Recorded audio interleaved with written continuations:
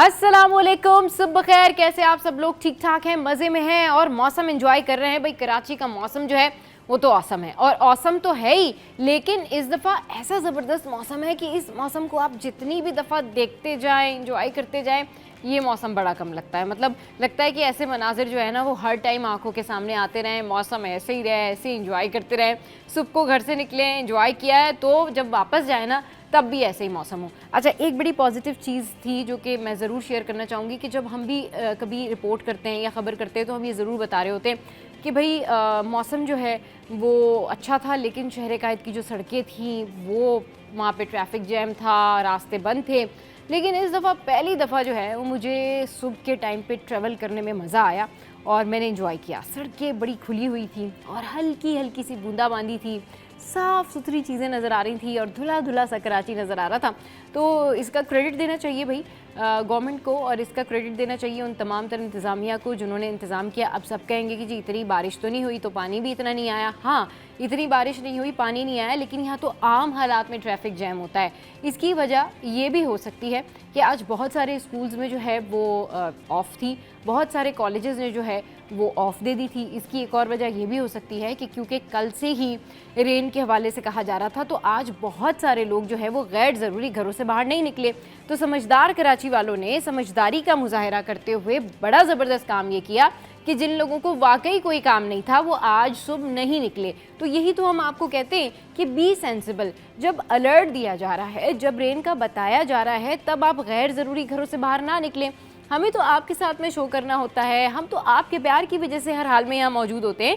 लेकिन अगर आप लोगों को वाकई कोई काम नहीं है, तो जिस तरह आज आप लोगों ने कराची की सड़कों पर जिम्मेदारी का मुजाहरा किया, अच्छे से लोगों ने ड्राइविंग की और बड़े फासले से लोग ड्राइव कर रहे थे, बड़े धीमे धीमे अंदाज में ड्राइव कर रहे थे। हर बंदा आज खुश नज़र आ रहा था सुबह सुबह सड़कों के ऊपर। कोई झगड़ा नहीं था, कोई ट्रैफिक जैम नहीं था, बल्कि मज़ा आ रहा था आज। उसकी रीज़न भी ये है कि बहुत सारे लोग तो बाहर ही नहीं निकले। अच्छा जी, आगे बढ़ते हैं। और अब आप सोच रहे होंगे कि भाई ये रेमेडी का टाइम है। यस, ये रेमेडी का टाइम है और ये अब आप जो वेट कर रहे होते हैं और मुझे बहुत सारे मैसेजेस आ रहे होते हैं कि आप स्किन से रिलेटेड बताया करें, आप जो है वो हमें खूबसूरती के बारे में बताया करें। तो भाई सेहत के बारे में बताना ज़रूरी होता है ना, तो मैं कोशिश करूँगी कि मैं स्किन के बारे में बताया करूँ और सेहत के बारे में बताया करूँ।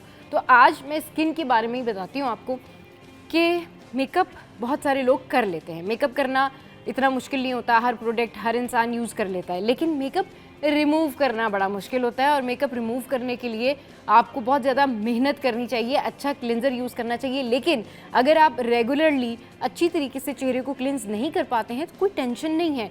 ये रेमेडी जो है ये क्लिनज़र के तौर पे भी आप यूज़ कर सकते हैं। ये रेमेडी आपकी स्किन को बेबी लुक देगी, स्मूथ करेगी। इसके अलावा इस रेमेडी के बाद आपकी स्किन जो है ना वो ग्लो ग्लो ग्लो करने लगेगी। तो भाई अब आपने करना ये है कि आपने अच्छे ग्लो के लिए, अच्छी स्किन के लिए और अच्छी सी क्लिनजिंग के लिए शहद और दही का ये मास्क जो है वो बना लेना है। अच्छा जी, अब आपने करना क्या है, आपने लेना है शहद। अब आपने हस्बे ज़रूरत लेना है, अपने फेस के अकॉर्डिंगली। आपने शहद लिया, उसके बाद आपने दही लिया और अच्छी तरीके से इसको मिक्स किया, बहुत अच्छे तरीके से। उसके बाद इसका मास्क आपने अपने फेस पे अप्लाई करना है और फेस पे अप्लाई करने के बाद आपने इसको 10 से 15 मिनट लगा के छोड़ देना है। उसके बाद आपने कॉटन से इसको रिमूव करना है और रिमूव करने के बाद आपने ठंडे पानी से फेस वॉश कर लेना है, यानी बगैर फेस वॉश के। उसके बाद में आप फेस वॉश यूज़ कर सकते हैं, तो आप देखेंगे कि आपकी स्किन जो है उसकी क्लिनजिंग बेहतरीन हो जाएगी। ये मास्क बड़ा बेहतरीन है स्किन के लिए, और न सिर्फ क्लिनजिंग बेहतरीन होगी, जब आप वॉश कर लेंगे तो उसके बाद आपकी स्किन ग्लो करेगी, बेबी लुक आ जाएगी। और अगर आप फिर फाउंडेशन यूज़ करते हैं या कहीं जा रहे हैं तो बस फिर आप भूल जाएं, लोग आपसे पूछेंगे आप कौन सा ट्रीटमेंट करवा के आएँ। तो जनाब ये वो रेमेडी जो मैंने आपके साथ में शेयर की। अब कुछ जो है वो वेदर की ख़बर आपके साथ में शेयर कर लेते हैं कि भाई सिंध में जो तूफ़ानी बारिशें हैं अब उनका अलर्ट जो है वो जारी कर दिया गया है। अब आप ये सोचें कि ये जो तूफ़ानी बारिशें हैं इसका अलर्ट जारी कर दिया गया है और सिंध में कहा जा रहा है कि 12 से 24 घंटों के दौरान तूफ़ानी बारिशें जो हैं ये हो सकती हैं, उनकी पेशगोई है। सिंध के जनूबी अजला में तेज़ हवाओं के साथ शदीद बारिश का इम्कान है। एनडीएमए ने ये अलर्ट जारी किया है, तो घरों में रहें, गैर ज़रूरी बाहर ना निकलें, खंभों को ना छुएं, तारों को ना छुएं, इलेक्ट्रिक की वायर को ना छुएं, जनरेटर को बिला वजह जब बारिश हो रही है ऑन ना करें। और जो तार लटक रहे होते हैं, गली में पानी जमा होता है, उसमें ना जाएं। कराची और गिरदोनवा में शदीद मूसलाधार बारिश का इम्कान है। शहरियों को गैर ज़रूरी जो सफ़र है उससे गुरेज करने की हिदायत की गई है, एहतियात इख्तियार करने की जो है वो हिदायत की गई है। और इसके अलावा जो है शहरियों को यही कहा गया है कि आप SOPs का ख्याल रखें। सिंध पर असरअंदाज मानसून सिस्टम डीप डिप्रेशन में अब तब्दील होने लगा है। जी हाँ, अभी तक तो हम लोग ये बात कर रहे थे ना, बड़ा अच्छा मौसम है, अब ये डीप डिप्रेशन बढ़ने लगा है और ये कहा जा रहा है कि 100 मिलीमीटर से ज़ायद बारिश बरस सकती है। मतलब ये अर्बन फ्लडिंग का भी खदशा है। इस पे जब हमारे करस्पॉन्डेंट होंगे तो डिटेल में आपके साथ में शेयर करेंगे, लेकिन अभी ये कहा जा रहा है कि कराची में आज 6 से 6 स्पेल्स मूसलाधार बारिश का इम्कान है। सितंबर में भारत की जानिब से डिप्रेशन दाखिल होना गैर मामूली है, ये कह रहे हैं जी महकमा मौसमियात। और इसके अलावा बारिश के पेश नज़र कई ऐसे कॉलेजेस हैं जिनमें JPMC सिंध मेडिकल कॉलेज, वहाँ के जो इम्तहानात हैं वो भी मुलतवी किए गए और यूनिवर्सिटी में वर्क फ्रॉम होम पॉलिसी नाफिज कर दी गई है और तमाम क्लासेस अब ऑनलाइन भी होंगी। तो ये देखिए, साथ साथ बारिश के साथ साथ जो है वो हमने आपको ये भी खबर दे दी है कि अब होने क्या जा रहा है और होगा क्या। तो भाई आप लोगों ने घरों में रहना है, एहतियात करनी है और एहतियात का दामन जो है वो आपने हाथ से जाने नहीं देना है। बहुत ज़्यादा एहतियात करें। अब तो कॉलेजेस में भी, कुछ कॉलेजेस में भी ऑनलाइन क्लासेस का जो है वो कह दिया गया है। अच्छा जी, आगे बढ़ते हैं और अभी आपको बताते हैं कि जहाँ पर हम बात कर रहे हैं बारिश की कि आपने एहतियात करनी है, अलर्ट जारी है, ऑनलाइन क्लासेस भी स्टार्ट हो गई हैं। वहीं पर अब सेहत के जो मामलात हैं वो भी बहुत ज़्यादा ख़राब हैं, क्योंकि जैसे ये बारिश हुई उसके बाद आपको पता है कि बीमारियां फूट पड़ती हैं और जब ये बीमारियां होती हैं तो नशीबी इलाकों में जो कई रोज़ से खड़ा पानी है उसकी वजह से उसमें बदबू पैदा होती है, ताफुन पैदा होता है। और अब ये खबर कुछ इस तरीके से है कि भाई जो डेंगी है, जो मलेरिया है, उसने सर उठा लिया है और रवा साल डेंगी से मुतासरा अफराद की जो तादाद है वो 417 तक जा पहुंची है और रवा साल 1,32,281 अफराद मलेरिया का शिकार हुए हैं, जिनमें से 386 का ताल्लुक कराची से है। और तिब्बी माहिरीन ने जो है वो शहरियों को एहतियाती तदबीर इख्तियार करने की जो है वो अपील की है। तो आप लोगों ने बहुत ज़्यादा एहतियात करनी है, आप लोगों ने बहुत ज़्यादा इस हवाले से सफाई का ख्याल रखना है, क्योंकि अगर आप लोग सफाई का ख्याल रखेंगे तो डेफिनेटली इससे बहुत सारी बीमारियों से बचा जा सकता है। अच्छा जी, जल्दी से गोल्ड प्राइस आपके साथ में शेयर कर लेते हैं। गोल्ड की जो प्राइस हैं वो क्या हैं, क्योंकि जो सोने की जो कीमतें हैं अब उनमें इजाफा हो गया, बुलंद तरीन सतह पर पहुंच गई हैं। कारोबारी हफ्ते के पहले रोज़ सोने की कीमत में हज़ारों रुपए का इजाफा हुआ, जिसके बाद मुकामी मार्केट में सोना नई बुलंद तरीन सतह पर पहुंच गया। ऑल पाकिस्तान सर्राफा ज्वेलर्स एसोसिएशन के जारी करदा आदाद शुमार जो हैं उसके मुताबिक पीर को 24 कैरेट के फ़ी तोला सोने की कीमत जो है वो 6,100 रुपये के इजाफे के बाद 3,84,000 रुपये हो गई थी। तो ये जी सोने के प्राइस थे जो मैंने आपके साथ में शेयर किए। अब आगे बढ़ते हैं और एक और ख़बर आपके साथ में शेयर कर लेते हैं और ये खबर जो है कुछ इस तरीके से है कि आपको पता है कि जो पूरे पंजाब में सूरत हाल है सैलाब की, अच्छे तरीके से लोग जानते हैं कि सैलाब की वजह से तबाहकारियाँ हो रही हैं। तो मुल्तान में जो सैलाब था उस सैलाब में जो कश्ती थी वो उलट गई और ख़ातून समेत जो है 4 अफराद जा बहक हुए हैं। इंतहाई अफसोसनाक ये खबर है और ये लोग मतलब कश्ती में जा रहे थे तो ये कश्ती जो है ये उलट गई थी। मुल्तान के करीब जो है ये जलालपुर पीरवाला का एक एरिया है और ये सैलाब मुतासरीन जो थे ये इनकी कश्ती उलट गई, जिसके नतीजे में खातून समेत 4 अफराद जाँ बहक हुए हैं। अच्छा, मुल्तान की जो ज़िले हुकूमत के तर्जुमान हैं वसीम यूसुफ साहब, उन्होंने बताया है मीडिया रिपोर्ट्स के मुताबिक कि जलालपुर पीरवाला में दरियाए चनाब में रेस्क्यू 1112 की जो कश्ती उल्टी थी उसमें 3 बच्चे भी शामिल थे और एक खातून भी शामिल थी। और इस फुटेज के जो दर्दनाक वाक़यात हैं ना वो हम आपको दिखा भी नहीं सकते कि वो कितने पेनफुल वाक़यात हैं। उसमें एक बच्चा जो है वो भी बस कुछ मैं कह नहीं सकती, लेकिन आप ये मनाजिर जो देख रहे होंगे ना इससे ही आपको अंदाज़ा होगा। अच्छा, इब्तदाई रिपोर्ट के मुताबिक जो है ये वजाहत की गई कि कश्ती एक दरख्त से टकराई। ये वाक़या इसलिए हुआ कि जो कश्ती थी वो पहले दरख्त से टकराई और तेज़ बहाव की वजह से ये कश्ती उलट गई। अब कश्ती में सवार ख़वातीन और बच्चे जो थे उनका जो बैलेंस था वो कायम नहीं रह सका।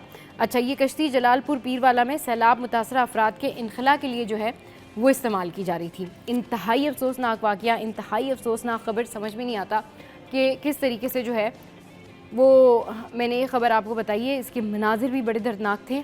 आप सोचें कि कोई अपनी ज़िंदगी, उसकी ज़िंदगी बच गई है, वो कश्ती में बैठ के जा रहा है और समहाउ वो दरख्त से टकरा जाता है।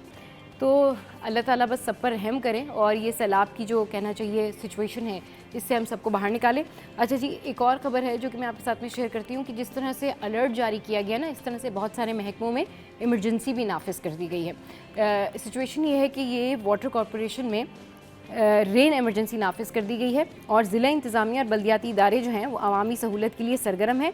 26 टाउन्स में सेक्शन और जेटिंग मशीनें जो हैं वो मुख्तलिफ मुकामात पर पहुंचा दी गई हैं।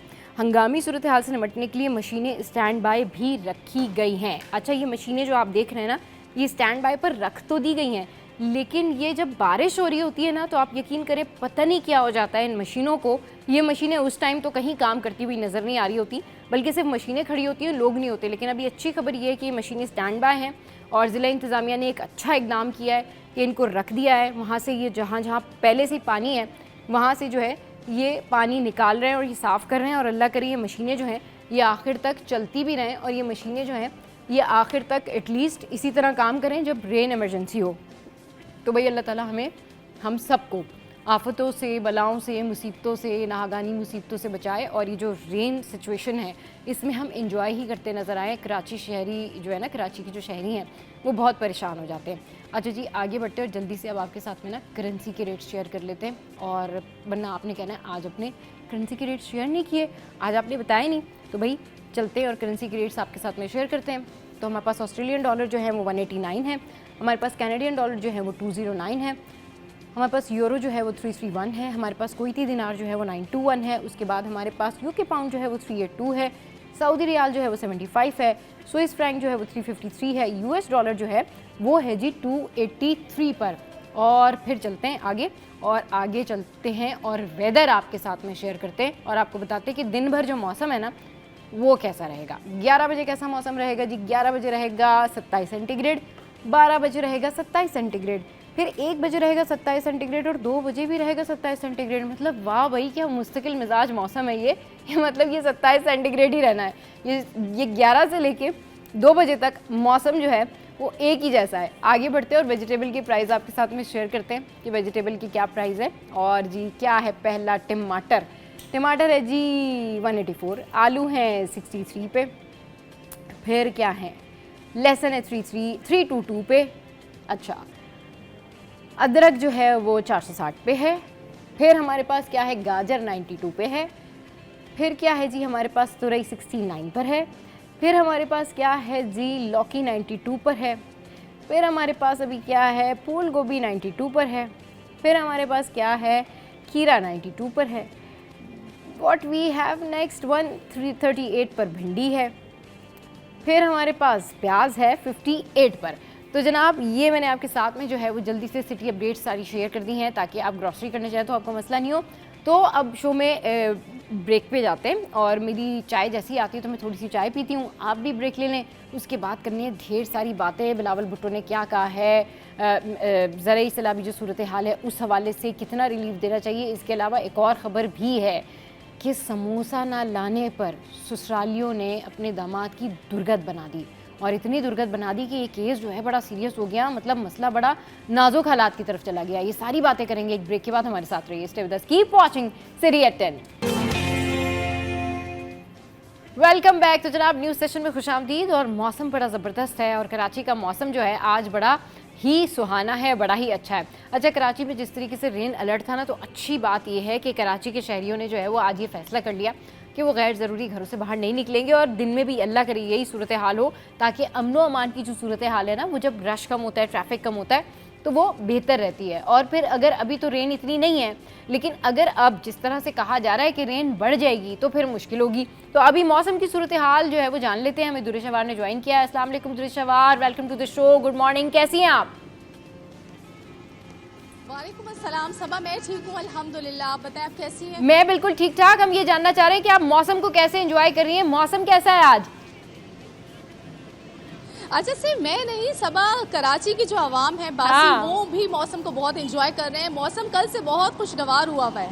सही, मौसम खुशगवार हुआ हुआ है, कराची के शहरी भी बड़ा एंजॉय कर रहे हैं। तो ज़रा सिचुएशन बताएं, ओवरऑल मौसम कैसा है? बूंदाबांदी है बाहर, अभी सिर्फ हवाएं चल रही हैं और जो शहरी हैं कराची के वो पुरसुकून तरीके से ट्रैवल कर पा रहे हैं, नहीं कर पा रहे हैं? ट्रैफिक की क्या सूरत हाल है? ख्वाबों की क्या सूरत हाल है?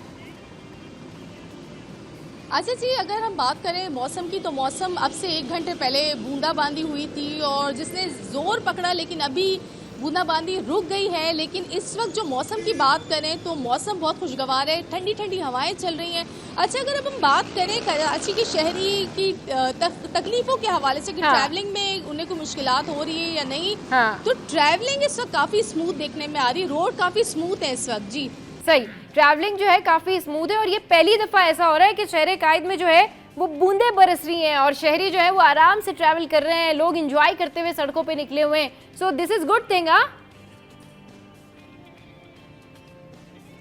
दुर्रे शवाल, चले जी, दुर्रे हमें मौसम की अपडेट्स जो है वो बता रही है। जैसे ही दुर्रे हमें जो है वो दोबारा से ज्वाइन करती हैं से बात करेंगे, लेकिन हमारे साथ हमारे सीनियर करस्पॉन्डेंट जो है वो आजिज भाई मौजूद है, इनको भी शो में वेलकम करते हैं, फिर दुर्रे को कनेक्ट करेंगे। अस्सलाम वालेकुम आजिज भाई, कैसे हैं आप? गुड मॉर्निंग, ठीक ठाक हैं? आप कैसी हैं? बिल्कुल ठीक ठाक आजिज भाई। मौसम आज को तो आज तो आप लोगों की शिकायतें दूर हो गई होंगी, आज तो ट्रैफिक जैम नहीं मिला आपको, है ना?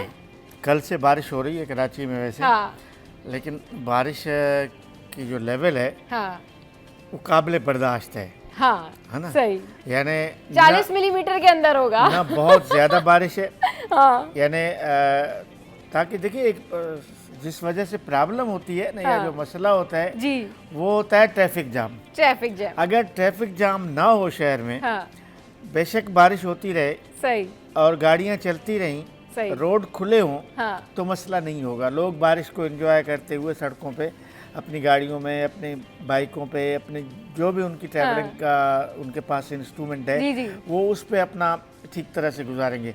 अच्छा, खफगी तब होती है जब सड़कों पर पानी जमा होता है हाँ। और उसके बाद फिर ट्रैफिक फंस जाता है। ट्रैफिक फंस, ये आज कल से नहीं देख रहे हैं हम, हाँ कल भी बारिश हुई थी, रात में भी बारिश हो रही थी, हाँ। और अभी भी बारिश हल्की हल्की हो रही है। हाँ। शहर के मुख्तलिफ इलाकों में इस वक्त भी बारिश हो रही है। जब इस वक्त हम बात कर रहे हैं तो काफ़ी इलाकों में, मैं बल्कि मलीर से आ रहा हूँ तो मलीर सही। में भी बारिश हो रही बारिश थी, हो शहर के दीगर इलाकों में भी हो रही हाँ, है। हाँ।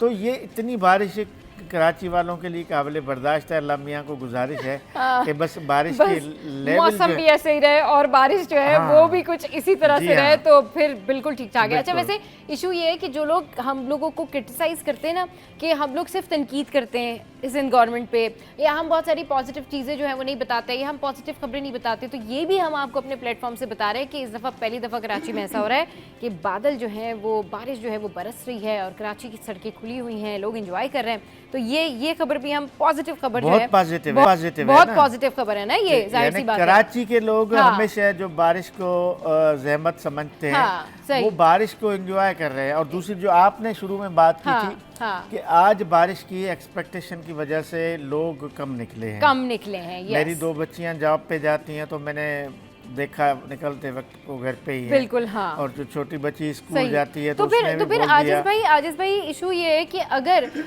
कराची की सड़कें खुली हुई हैं, ट्रैफिक जो है वो बड़ी ज़बरदस्त तरीके से रवानी के साथ जा रहा है और लोग बड़ा खुश नज़र आ रहे हैं, तो उसमें फिर ये लोगों की ही मेहनत है ना कि वो घरों से बाहर नहीं निकले। नहीं मतलब फिर इसमें देखिए, लोग सीधी जो सी हम बात बात है कर ना। रहे हैं कि जिस गवर्नमेंट का क्या किरदार रहा, तो उसमें तो फिर लोगों ने ही लोग, पार्टिसिपेट किया ना कि हम ही देखें, नहीं निकलते ये बाहर। वैसे भी दानिशमंदी है हाँ। कि इतनी अगर तेज बारिश, हालांकि हाँ। जितनी आज एक्सपेक्ट थी उससे कम हो रही है हाँ, बारिश। हाँ, सही। रात तक जो खबरें थी हाँ। कि बहुत हेवी रेन एक्सपेक्ट था कराची सही, में, हाँ। और अभी भी दिन चल रहा है, आज सुबह में है, हाँ। मुमकिन है कि दोपहर के बाद हाँ। और तेज बारिश हो। तो उसको मद्देनज़र रखते हुए लोगों ने, मेरा ख्याल है दानिशमंदी, अच्छा ये पूरी दुनिया में होती है कि हुकूमतें लोगों को कहती हैं कि आज आप ना निकलें, ना निकले, हाँ। वर्क फ्रॉम होम करें या हाँ। ऑनलाइन वर्क करें या हाँ। कोई ऐसा तरीका निकालें। निकालें। बल्कि अभी इन बारिशों में स्कूलों ने भी एक अच्छा तरीका निकाला, जैसे कोविड में ऑनलाइन क्लासेस होती थी ना, हाँ, सही। अब बारिश की वजह से बच्चों के ऑनलाइन क्लासेस भी हो रही हैं। ऑनलाइन नहीं, आज से कह दिया ये है, कुछ अच्छी स्कूल बात है। कॉलेजेस में कह दिया है कि ऑनलाइन क्लासेस इसी होंगी। तरह अगर वर्क भी ऑनलाइन, वर्क फ्रॉम होम की हाँ। लोगों को, खास तौर पे ऐसी इमरजेंसी जब हो रही हो, तो जो जॉब पेशा लोग हैं, खास तौर पे लड़कियां और खवातीन जो है, चूंकि हम कराची शहर में, वो लाखों की तादाद में खवातीन जॉब हाँ, करती हैं, जॉब लाखों की करती हैं, तादाद में, बिल्कुल सही दो कह रहे चार हैं। सौ हज़ार की बात नहीं है, हाँ। लाखों की तादाद में खवातीन बच्चियाँ जॉब करती हैं। जॉब्स करती हैं। हाँ। और कराची में ज़ाहिर है कि 1 करोड़ से ज़्यादा लोग अपने ऑफिस में रोज़ाना जाते हैं। हाँ। तो उनमें जैसा आबादी का तनासुब है, 50% से भी ज़्यादा खवातीन है, तो कम से कम शहर कराची में तो जॉब्स में भी इसी रेशो से खवातीन मौजूद हैं, सही, फैक्ट्रीज में मौजूद हैं, जॉब्स में मौजूद हैं, दफातर में मौजूद हैं, बैंक्स में मौजूद हैं, सरकारी दफातर में मौजूद, हर शोबे में। सुबह को आप अगर ट्रैवलिंग कर रहे होंगे बस, देखिए हम आम आदमी की बात कर रहे हैं ना, आम आदमी बसों पे ट्रैवल करता है ना, कोई या कोचों पे या बसों पे, उससे आप जब बस पे सफ़र कर रहे हो तो आपको अंदाज़ा हो रहा होगा कितनी ख़वातीन बेचारी लटक रही हैं बसों में। लेकिन कहने का मतलब है कि इतनी बड़ी तादाद में लोग जॉब पे जा रहे हैं, मुलाजमत पे जा रहे हैं, तो फिर अगर उनको कहीं थोड़ी सी ये फैसिलिटी इदारों की तरफ से मिल जाए, ख़ास तौर पे मैं निजी शोबे से यहाँ गुजारिश करूँगा कि आप जैसे दुबई में या दूसरे मुल्कों में वर्क फ्राम होम का एक कल्चर है, एक दिन पहले हुकूमत और इदारे ऐलान कर देते हैं कि जी कल दफ्तर मत आइएगा, कल आपका डे है वर्क फ्राम होम। अच्छा, हमारे यहाँ क्या होता है कि इन जनरल ऐलान कर देते हैं कि कल अलर्ट है, कल बारिश है, मतलब ये इतना ऐलान होता है। बाकी फिर ये देखना होता है कॉलेजेस ने, स्कूल्स ने, वो खुद डिसीजन लेते हैं कि भाई स्कूल कॉलेजेस खोलने चाहिए, खोलने चाहिए, कंपनीज को खोलना चाहिए, नहीं खोलना चाहिए, रात को 10-12 बजे तक ये कंफ्यूजन होती है कि सुबह स्कूल खुले होंगे या बंद होंगे। पता नहीं। बड़े स्कूल्स वालों को भी ये सोचना चाहिए कि वो जल्दी जो है ना वो कर दें ऐलान कि भाई सिंध हुकूमत ने तो कल देर से ये बताया है कि कोई स्कूल बंद नहीं होंगे। सिंध हुकूमत का रात लेट से ये ऐलान आया महकमा तालीम का कि स्कूल्स बंद नहीं होंगे, सही, लेकिन स्कूल बंद हैं। क्योंकि प्राइवेट स्कूल्स ने फिर अपने बच्चों को जो उनका एक नेटवर्क सिस्टम है, SMS या व्हाट्सएप मैसेज या कुछ पेरेंट्स को मैसेज, ये उस वजह से मतलब वो अपने अपने ऊपर जो है ना उन्होंने डिसीजन मेकिंग छोड़ दी है कि जी ठीक है, स्कूलों का ये अपना मसला है, स्कूल तो खुद फैसला कर सकते हैं। खुर्शीद भाई ने हमें ज्वाइन किया। अस्सलाम वालेकुम खुर्शीद भाई, वेलकम टू द शो। ठीक ठाक है आप? मौसम बड़ा ज़बरदस्त है और लोगों के मूड भी जो है ना वो बहुत ज़बरदस्त हुए हैं। ये बताएं, अभी आप आ रहे थे तो क्या आपने कैसा मौसम देखा, और दूसरा भी 100 मिलीमीटर जो बारिश है उसकी भी बारे में कह दिया गया कि अब वो होने वाली है, उसके बारे से हम कितने प्रिपेयर हैं? अभी तो चलेंगे बूंदाबांदी पे हम बड़ा एंजॉय कर रहे हैं, बड़ा मुस्बत बात हो रही है कि जी ठीक है सड़कें खुली हैं, सब रास्ते खुले हैं, लेकिन अगर बारिश ज़्यादा हो गई तो ज़्यादा पानी भी आएगा, और ज़्यादा पानी आएगा तो फिर प्रॉब्लम्स भी आएंगी। बिल्कुल, आपने बिल्कुल बजा फरमाया। मौसम तो जो है वो बड़ा बेनज़ीर हो रहा है, और इस खुशगवार मौसम में लोगों के मूड भी अच्छे हैं, और फिर घरों में जो है वो मुख्तलिफ एहतमाम किया जाता है और किया जा रहा है कि सुबह सुबह जो है वो देसी घी का हलवा, सूजी का हलवा, जलेबी। आप खा के आ रहे हैं? आज तो मैंने नहीं खाया, आज तो नहीं खाया, लेकिन कल मैंने खाया था। हमारी अलिया ने बनाया था, तो हमने खाया था वो हलवा। और शाम के देसी घी का हलवा जी। वैसे आज वैसे खुर्शीद भाई हमारे शो पे जो भी आता है ना उससे हम तरकीब भी पूछ लेते हैं, रेमेडी भी पूछ लेते हैं, हम किसी को छोड़ते नहीं और मंगवाते भी हैं। तो अब आप लाए नहीं है, तो अगर तरकीब पता है तो आप बता भी दें हमें जरा।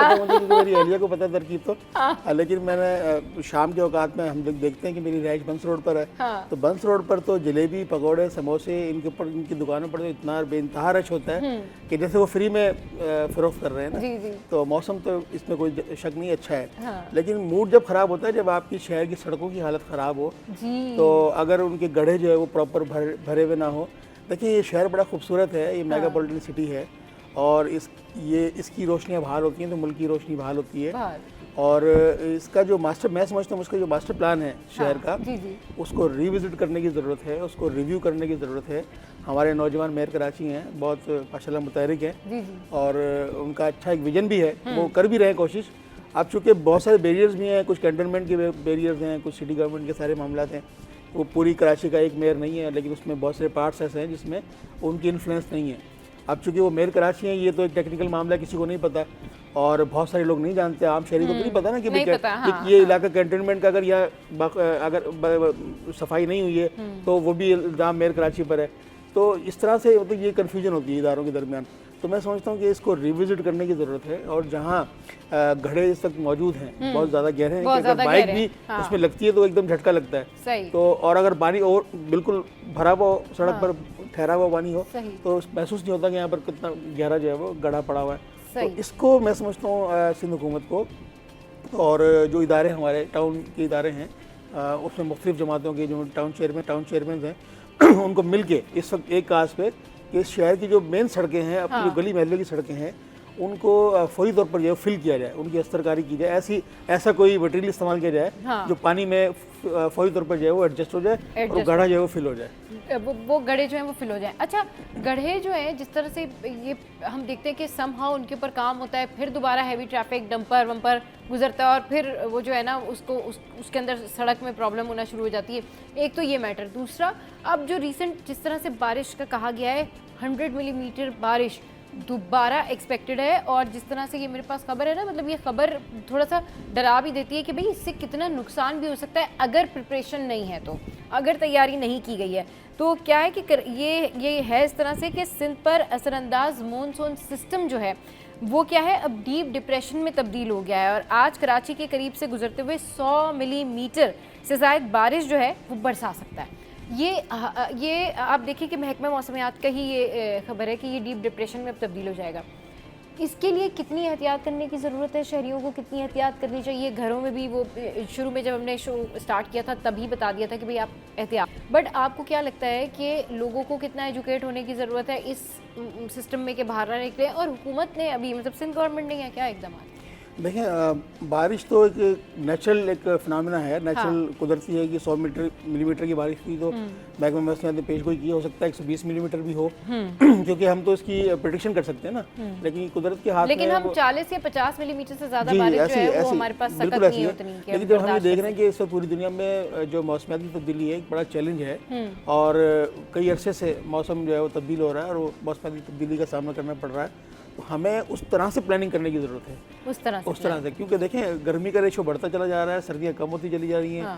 फिर क्लाउड बर्स्ट की सूरत आपने देखी कि हमने कल भी दिखाया अपने शो पे, वो एक सूरत हाल है। फिर इस तरह से जो है वो हमारे शहर में कंक्रीट का जंगल है और दरख्त नहीं है, तो हमें इस तरह से एक तो माहौल को भी साथ लेके चलना और दूसरा शहरी प्लानिंग है हमारी जो मिलकर हमें कोई ऐसा प्लान तरतीब देना चाहिए कि अगर शहर में 150 मिलीमीटर बारिश हो जाए तो हम उसका सामना कर सकें, उसको बर्दाश्त कर सकें, इस तरह से नालों को डेवलप करें, इस तरह से इकदाम करने चाहिए कि ये जो बारिश है इसके जो इफेक्ट्स हैं वो हम बर्दाश्त कर सकें। अच्छा जी, बारिश की बात हो रही है तो लोगों के जहनों में जहाँ पर ये सवालात भी उठते हैं ना कि जी ट्रैफिक जैम होगा एंड ऑल दैट, वहाँ पे एंजॉय करने के सवालात भी बहुत उठते हैं कि भाई समोसे खा लें, पकौड़े खा लें। तो समोसे के हवाले से ना हमारे पास भी एक खबर है, लेकिन ये जो खबर है ना इसमें किसी की हुई है पिटाई, और वो इसलिए हुई है कि वो समोसे नहीं लेके आया। ये क्या खबर है इसके बारे में जानेंगे छोटे से ब्रेक के बाद, हमारे साथ में रहिए।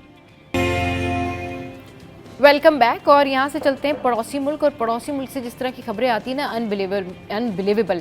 अच्छा, पड़ोसी मुल्क में जो आवाम है वो भी बर्दाश्त के बाहर है ना, मतलब उनका एटीट्यूड भी ऐसा ही है। अभी ये खबर जो मैं आपके साथ में शेयर कर रही हूँ आपको सोच के हैरत होगी कि ये एक शिवम नाम का बंदा है जो समोसे नहीं लेके आया, लेकिन इस वजह से कि वो समोसे नहीं लेकर आया तो इस वजह से इसकी बीवी ने और उसके घर वालों ने, नहीं बीवी के घर वालों ने उसके ऊपर तशद्दुद किया और उसको मारा पीटा, और ये केस जो है इतना आगे तक चला गया कि ये केस अब इसका मुकदमा ये सारी चीज़ें हो रही हैं। तो पहले आप ज़रा ये वीडियो देखिए और फिर ये अंदाज़ा लगाइए कि किस तरह की आवाम है। तो भाई ये जो आपने देखा कि किस तरीके से पिटाई हो रही है, ये एक शख्स है और चारों तरफ उसके ससुराली हैं, और उसकी जो बीवी है उसकी तरफ से कहा गया, इसकी बीवी का नाम है संगीता, और संगीता ने जो है वो शौहर शिवम से समोसे लाने की फरमाइश की, लेकिन जब वो ना ला सका तो नाराज़ होकर उसने अगले रोज़ अपने वालिदैन और मामू, ठीक है, उनको बुला लिया और गांव की पंचायत लगा ली, मतलब पूरे गांव में पंचायत लगा ली, और फिर शौहर को ज़बरदस्ती ले जाकर सबने मिलकर उसे पूरी तरह मारा पीटा। और फिर उसके बाद ये वीडियो जब सोशल मीडिया पर वायरल हुई तो जो तशद्दुद का निशाना बना शिवम, उसकी वालदा जो थी जय कुमारी, उसने पुलिस को तहरीरी शिकायत दर्ज करवाई, जिस पर संगीता और उसके वालिदैन और मामू समेत 4 अफराद के खिलाफ जो है वो मुकदमा दर्ज कर लिया गया है। पुलिस का कहना है कि शिवम को तिब्बी इमदाद फराम की जा रही है और मुकदमे की रोशनी में मुल्जिमान जो हैं उनके खिलाफ सख्त कानूनी कार्रवाई अमल में लाई जाएगी। मतलब आजिज़ भाई आप देखें, एक समोसा और उसकी रीज़न सारे ससुराली जो है वो उस बंदे को मारने के लिए आ गए। इसमें पहली खबर तो है कि आप पड़ोसियों का बड़ी खबर बिल्कुल रखती हैं। अब खबरें ही जो है पड़ोसियों की पड़ोसी हमारी खबर रखते हैं। पड़ोसियों की खबर रखनी भी चाहिए। हाँ, पड़ोसियों की खबर रखनी भी चाहिए, पड़ोस में जो कुछ हो रहा है। लेकिन ये अजीब सी खबर है कि एक समोसा उसकी औकात क्या है और उस वजह से उसको मारा। लेकिन मैं बताऊं, हमारे देही इलाकों में भी कभी कभार हमारे पास खबरें आती हैं, यहाँ हाईलाइट नहीं होती, कि 100 रुपये पे बंदा कत्ल कर दिया। 100 रुपये? एक खबर आई कुछ अर्सा खबर, 100 रुपये का तनाज़ा था, उस पर बंदा कत्ल हो गया।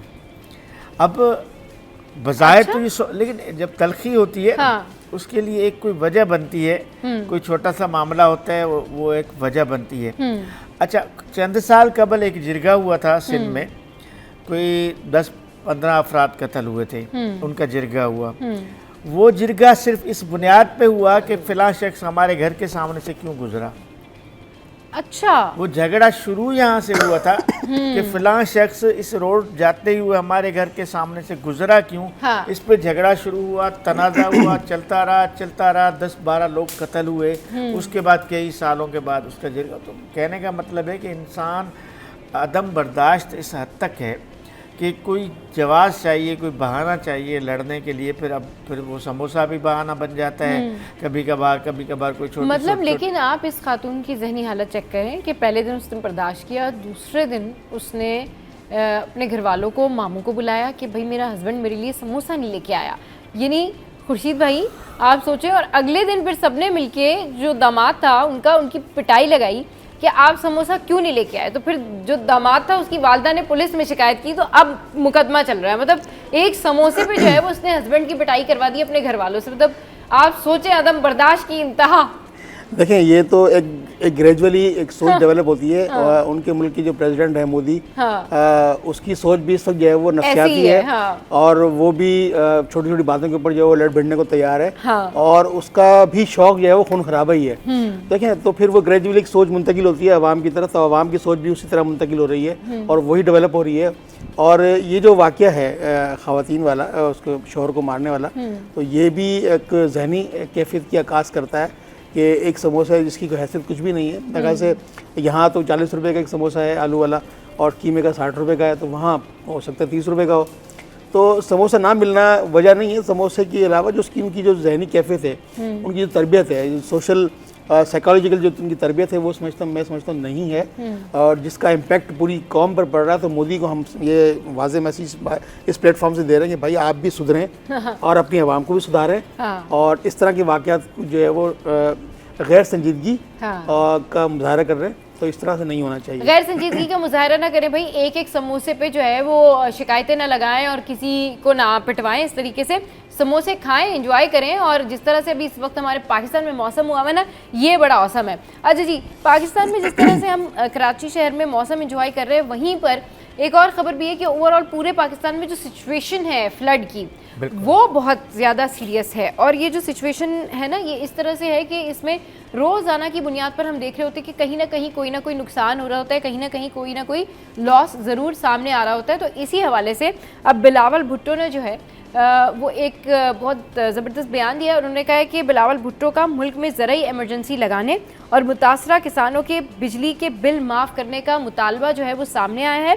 पाकिस्तान पीपल्स पार्टी के चेयरमैन बिलावल भुट्टो जरदारी ने सैलाब मुतासरीन की मदद के लिए अक़वाम मुत्तहिदा से रुजू करने और मुल्क में ज़रूरी एमरजेंसी लगाकर मुतासरा किसानों के बिजली के बिल माफ़ करने का मुतालबा कर दिया है। मुजफ्फरगढ़ में सैलाब मुतासरा इलाकों का दौरा किया उन्होंने, फिर उसके बाद उन्होंने ये मीडिया से गुफ्तगू की। फिर मीडिया से गुफ्तगू जब उन्होंने की तो उसके बाद उसी गुफ्तगू में उन्होंने कहा कि मुतासरीन सैलाब की मदद हम सबकी जिम्मेदारी है। और मैंने वज़ीर आज़म शहबाज शरीफ से भी बात की है कि वो बेनज़ीर इनकम सपोर्ट प्रोग्राम के ज़रिए मुतासरा ख़ानदानों की माली मदद करें। तो आजिज़ भाई, ये बिलावल भुट्टो का इनिशिएटिव आप कैसे देख रहे हैं, और ये जो उन्होंने मुतालबा किया है कि किसानों को रिलीफ दिया जाए? थोड़ा सा सैलाब की सूरत बिल्कुल, हाँ, सैलाब की सूरत नाज़रीन को करते चलें। हाँ, चूँकि वो पंजाब से आस्ता आस्ता बढ़ता हुआ सैलाब सिंध की तरफ आ रहा है। बल्कि इनफैक्ट सैलाब से रिलेटेड ना मैं ये खबर भी शेयर कर देती हूँ ताकि दोनों खबरों का कॉन्टेक्स्ट जो है वो मिलके फिर हम इसके ऊपर अच्छी डिस्कशन कर सकेंगे। पंजाब के जो दरिया हैं, पंजाब के दरियाओं में जो पानी की सतह है उसमें अब कमी हुई है।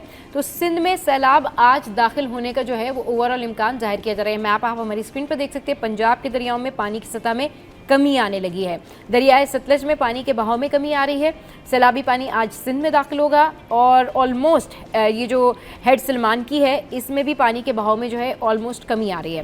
Director general DG Punjab disaster management authority PDMA Irfan Ali Khatia साहब जो हैं, उन्होंने कहा कि भारत से किसी नए आबी रेले की इतला नहीं दी गई। पंजाब के दरियाओं में अब पानी की सतह जो है वो बतदरीज कम हो गई है। और मज़ीद उनका कहना था कि सैलाब आज रात दरियाए सिंध में दाखिल होगा। भारत से किसी नए आबी रैली की इत्तला नहीं दी गई है। तो ये एक ओवरऑल सिचुएशन है। ये तो हमने आपको बता दिया कि क्या कितना क्यूसिक है, कहाँ से गुजरेगा, कहाँ से गुजर गया होगा, लेकिन इसकी जो सिचुएशन है, जो वर्स्ट कंडीशन में आवाम है, वो ज़रा आजिज़ भाई आप हमारे साथ। अच्छा, इस वक्त हमारे पास ज़रा गुड्डू वो बैराज है जहाँ से सिंध में सैलाब दाखिल होता है। जो पंजनद से पंजाब के दरियाओं का पानी पंजनद पे जमा होता है, फिर पंजनद से गुड्डू में शिफ्ट होता है। तो इस वक्त आज सुबह 9:45 बजे 4,83,494 क्यूसिक पानी है गुड्डू बैराज पर। तो इसका मतलब है कि गुज़िश्ता 3 दिनों के दौरान कोई लगभग 75,000 क्यूसिक पानी का इजाफा हुआ है। सही। गुज़िश्ता 3 दिनों के दौरान 3.5 लाख क्यूसिक पानी था गुज़िश्ता हफ्ते तक गुड्डू में, जो कल भी, परसों, कल, आज तीसरा दिन है, उसमें मुसलसल इजाफा हो रहा है। लेकिन ये वो सतह है जो काबिल बर्दाश्त है। यानी 4 साढ़े 4 लाख क्यूसिक, 5 लाख, 6 लाख, 8 लाख क्यूसिक तक भी पानी जो है गुड्डू बैराज में काबिल बर्दाश्त है और नॉर्मल ये बहाव है। और ये पानी निकल जाएगा अगर इतना रहता है। हाँ, अगर 8 लाख क्यूसिक, 9 लाख क्यूसिक से ज़्यादा होगा, जो इस वक्त उसकी इम्कान नहीं है, क्योंकि आपने जैसे बताया ना कि पंजाब के दरियाओं में पानी की सतह गिर रही है, कम हो रही है, तो लाजमी है कि सिंध के ऊपर प्रेशर कम हो रहा है। जैसे जैसे पंजाब के दरियाओं का पानी कम होगा, सिंध के दरियाए सिंध पर प्रेशर कम होगा उसका। तो प्रेशर कम होगा तो कम पानी आएगा, तो उम्मीद है कि वो नॉर्मल सतह पे गुजर जाएगा। तो सिंध में तो अब तक कोई 1.5 लाख लोग कच्चे का इलाका, जो दरिया के इर्द गिर्द के इलाके हैं, वहाँ से लोगों का इनखला हुआ है, हो रहा है अभी भी। लेकिन पंजाब में बहुत बड़ा नुकसान हुआ है, इसमें कोई शक नहीं कि पंजाब के 4-5 डिवीजन्स में बहुत बड़ा नुकसान हुआ है। बहुत ख़तरनाक सैलाब है और अभी भी ज़ेर आब हैं पंजाब के मोस्टली इलाके। पंजाब का पूरा सराइकी बेल्ट जो है, मुल्तान सिर्फ बचा हुआ है। मुल्तान से आगे बहावलपुर है, डेरा गाजी खान है, फैसलाबाद तक, ये तमाम इलाके, फिर लाहौर तक, ये तमाम इलाके इस वक्त भी डूबे हुए हैं। सही। बात मैं करूँगा उस पर बिलावल भुट्टो जरदारी की, जो आपने बात की। बिलावल भुट्टो आज शाम बैराज का दौरा करेगा। अच्छा। हाँ, ये भी हम नाज़रीन को खबर दे दें। 2-3 रोज़ उन्होंने पंजाब के मुख्तलिफ सैलाबी इलाकों का दौरा किया। आज यहाँ सिंध में सखर बैराज के मकाम पे वो दौरा करेंगे और मीडिया से गुफ्तगू भी करेंगे शाम 4 बजे। लेकिन ये अच्छी तजवीज़ है। हम हमेशा ये कहते हैं कि मुख्तलिफ इलाकों को आफत ज़दा करार दिया जाए। जब इस तरह के डिज़ास्टर आते हैं ना, तो इलाकों को आफत ज़दा करार दिया जाता है। आफत ज़दा करार देने का मतलब है वहाँ तमाम टैक्सेस माफ़ किए जाते हैं, वहाँ पे इमरजेंसी नाफिज की जाती है और लोगों को फैसिलिटेशन किया जाता है। जैसे अब बिलावल ने कहा कि लोगों का जो ज़रूरी इमरजेंसी लगाई जाए। ज़रूरी इमरजेंसी का मतलब ये है कि एक जो लगान होता है, आबियाना होता है, जो ज़मीन पे जो टैक्सेस हैं वो ख़त्म कर दें और ज़मींदारों को या काश्तकारों को बीज फराहम करें। ज़मींदारों और काश्तकारों को जैसे income Benazir income support programme का इन्होंने तजवीज़ दी कि इतनी अमाउंट फराहम। देखें, अब ये तस्वुर करें कि आने वाली जो काश्त है, आने वाला सीज़न जो है वो पंजाब में नहीं होगा। सही, बिल्कुल। जहाँ भी सैलाब हो चुका है, वहाँ पे नेक्स्ट जो सीजन नहीं होगा। जो सीजन होता है वो नहीं होता, पानी खड़ा रहता है। तो इस वजह से जो है बहुत अच्छा इनिशिएटिव लिया है बिलावल भुट्टो ने कि भाई किसानों को रिलीफ दिया जाए। इस हवाले से मजीद भी बात करेंगे, मजीद भी स्टैट्स आपके साथ में शेयर करेंगे, लेकिन एक छोटे से ब्रेक के बाद हमारे साथ रहिए। सैलाबी रेला गुड्डू बैराज में दाखिल। 2 रोज में गुड्डू बैराज के मकाम पर 50,000 क्यूसिक से जायद पानी दाखिल हुआ है। पंजनद से 5 लाख क्यूसिक पानी गुड्डू पहुंचने का इम्कान है। सीनियर वजीर शर्जील इनाम मेमन कहते हैं कि सिंध हुकूमत सैलाबी सूरत हाल का सामना करने के लिए मुकम्मल तौर पर तैयार है। 24 घंटों के दौरान मजीद 5,830 लोगों को बाहर निकाला गया है। सिंध फ्लड कंट्रोल रूम में DG-PDA सलमान शाह ने बताया कि कोहे सलेमान में बारिशें होने की सूरत में दरियाए सिंध में पानी की सतह में मजीद इजाफा हो सकता है। देखिए जी, सैलाब का बारिशों पे इम्पैक्ट, सैलाब के पानी में जो ज़्यादा ख़तरनाक होता है वो होता है जो ये कोहे सुलेमान रेंज में जो बारिशें होती हैं, जो पंजनद के बाद एड ऑन होती हैं हिल टॉरेंट्स, तो उनमें अगर इजाफा हुआ तो ये पानी की क्वांटिटी बढ़ भी सकती है। अभी जो सूरत हाल है, अभी हम जो इसको मॉनिटर कर रहे हैं, तो कोहे सुलेमान रेंज में इतनी कोई हैवी रेंज नहीं है, लेकिन इस फैक्टर को भी मद्देनज़र रखते हुए कि खुदा न खास्ता कोई बिकॉज ऑफ क्लाइमेट चेंज बड़े एब्रप्ट फिनोमेनास डेवलप हो जाते हैं वेदर में और आप फेस करते हैं। सिंध हुकूमत के फोकल पर्सन सेक्रेटरी माहौलियात जुबैर अहमद चन्ना का कहना था कि कच्चे के इलाकों से 1.5 लाख लोगों का इनखला किया जा चुका है, मजीद 1.5 लाख लोगों को निकाला जा रहा है, जबकि दूसरे मरहले में मजीद 3 लाख अफराद का इनखला किया जाएगा। सिंध हुकूमत कल बहुत बड़े सैलाबी रेले की सिंध में दाखिल होने की तैयारी कर रही है। इम्कान है कि गुड्डू बैराज से 8 लाख क्यूसेक पानी का अखराज होगा। कैमरामैन आगा रफीक अहमद के साथ आजिज जमाली, कराची। तो ये हमने आपको डिटेल्ड एक रिपोर्ट दिखाई जिसमें आपको बताया गया कि गुड्डू बैराज से लेकर ओवरऑल जहाँ जहाँ ये दरिया की सिचुएशन है, सैलाब की सिचुएशन है, उसमें कितने क्यूसेक रेला कहाँ से गुजरेगा। खुर्शीद भाई, क्योंकि अब थोड़ा सा वक्त कम है तो जल्दी से सम अप कीजिएगा, अभी जो सिचुएशन है फ्लड से रिलेटेड उसके ऊपर आप क्या कहेंगे और किस तरह से अभी ये बिलावल भुट्टो के आप इस स्टेटमेंट को देख रहे हैं जिसमें कहा भाई किसानों को रिलीफ देना चाहिए। देखिए, ये सिंध हुकूमत मैं समझता हूँ कि बहुत बारीक बीनी से इस सारे मामले को गौर फिक्र के साथ जो है वो उसका तज्जिया भी कर रही है और उनकी पूरी टीम मुतहरिक है। फ्लड कंट्रोल जो सिस्टम डेवलप किया है और वहाँ पर मॉनिटरिंग के लोग बैठे हुए हैं, उसमें वेदर के महकमे के लोग भी हैं, फिर जो PDMA के लोग हैं वो भी मौजूद हैं, फिर मॉनिटरिंग कंट्रोल सिस्टम मौजूद है।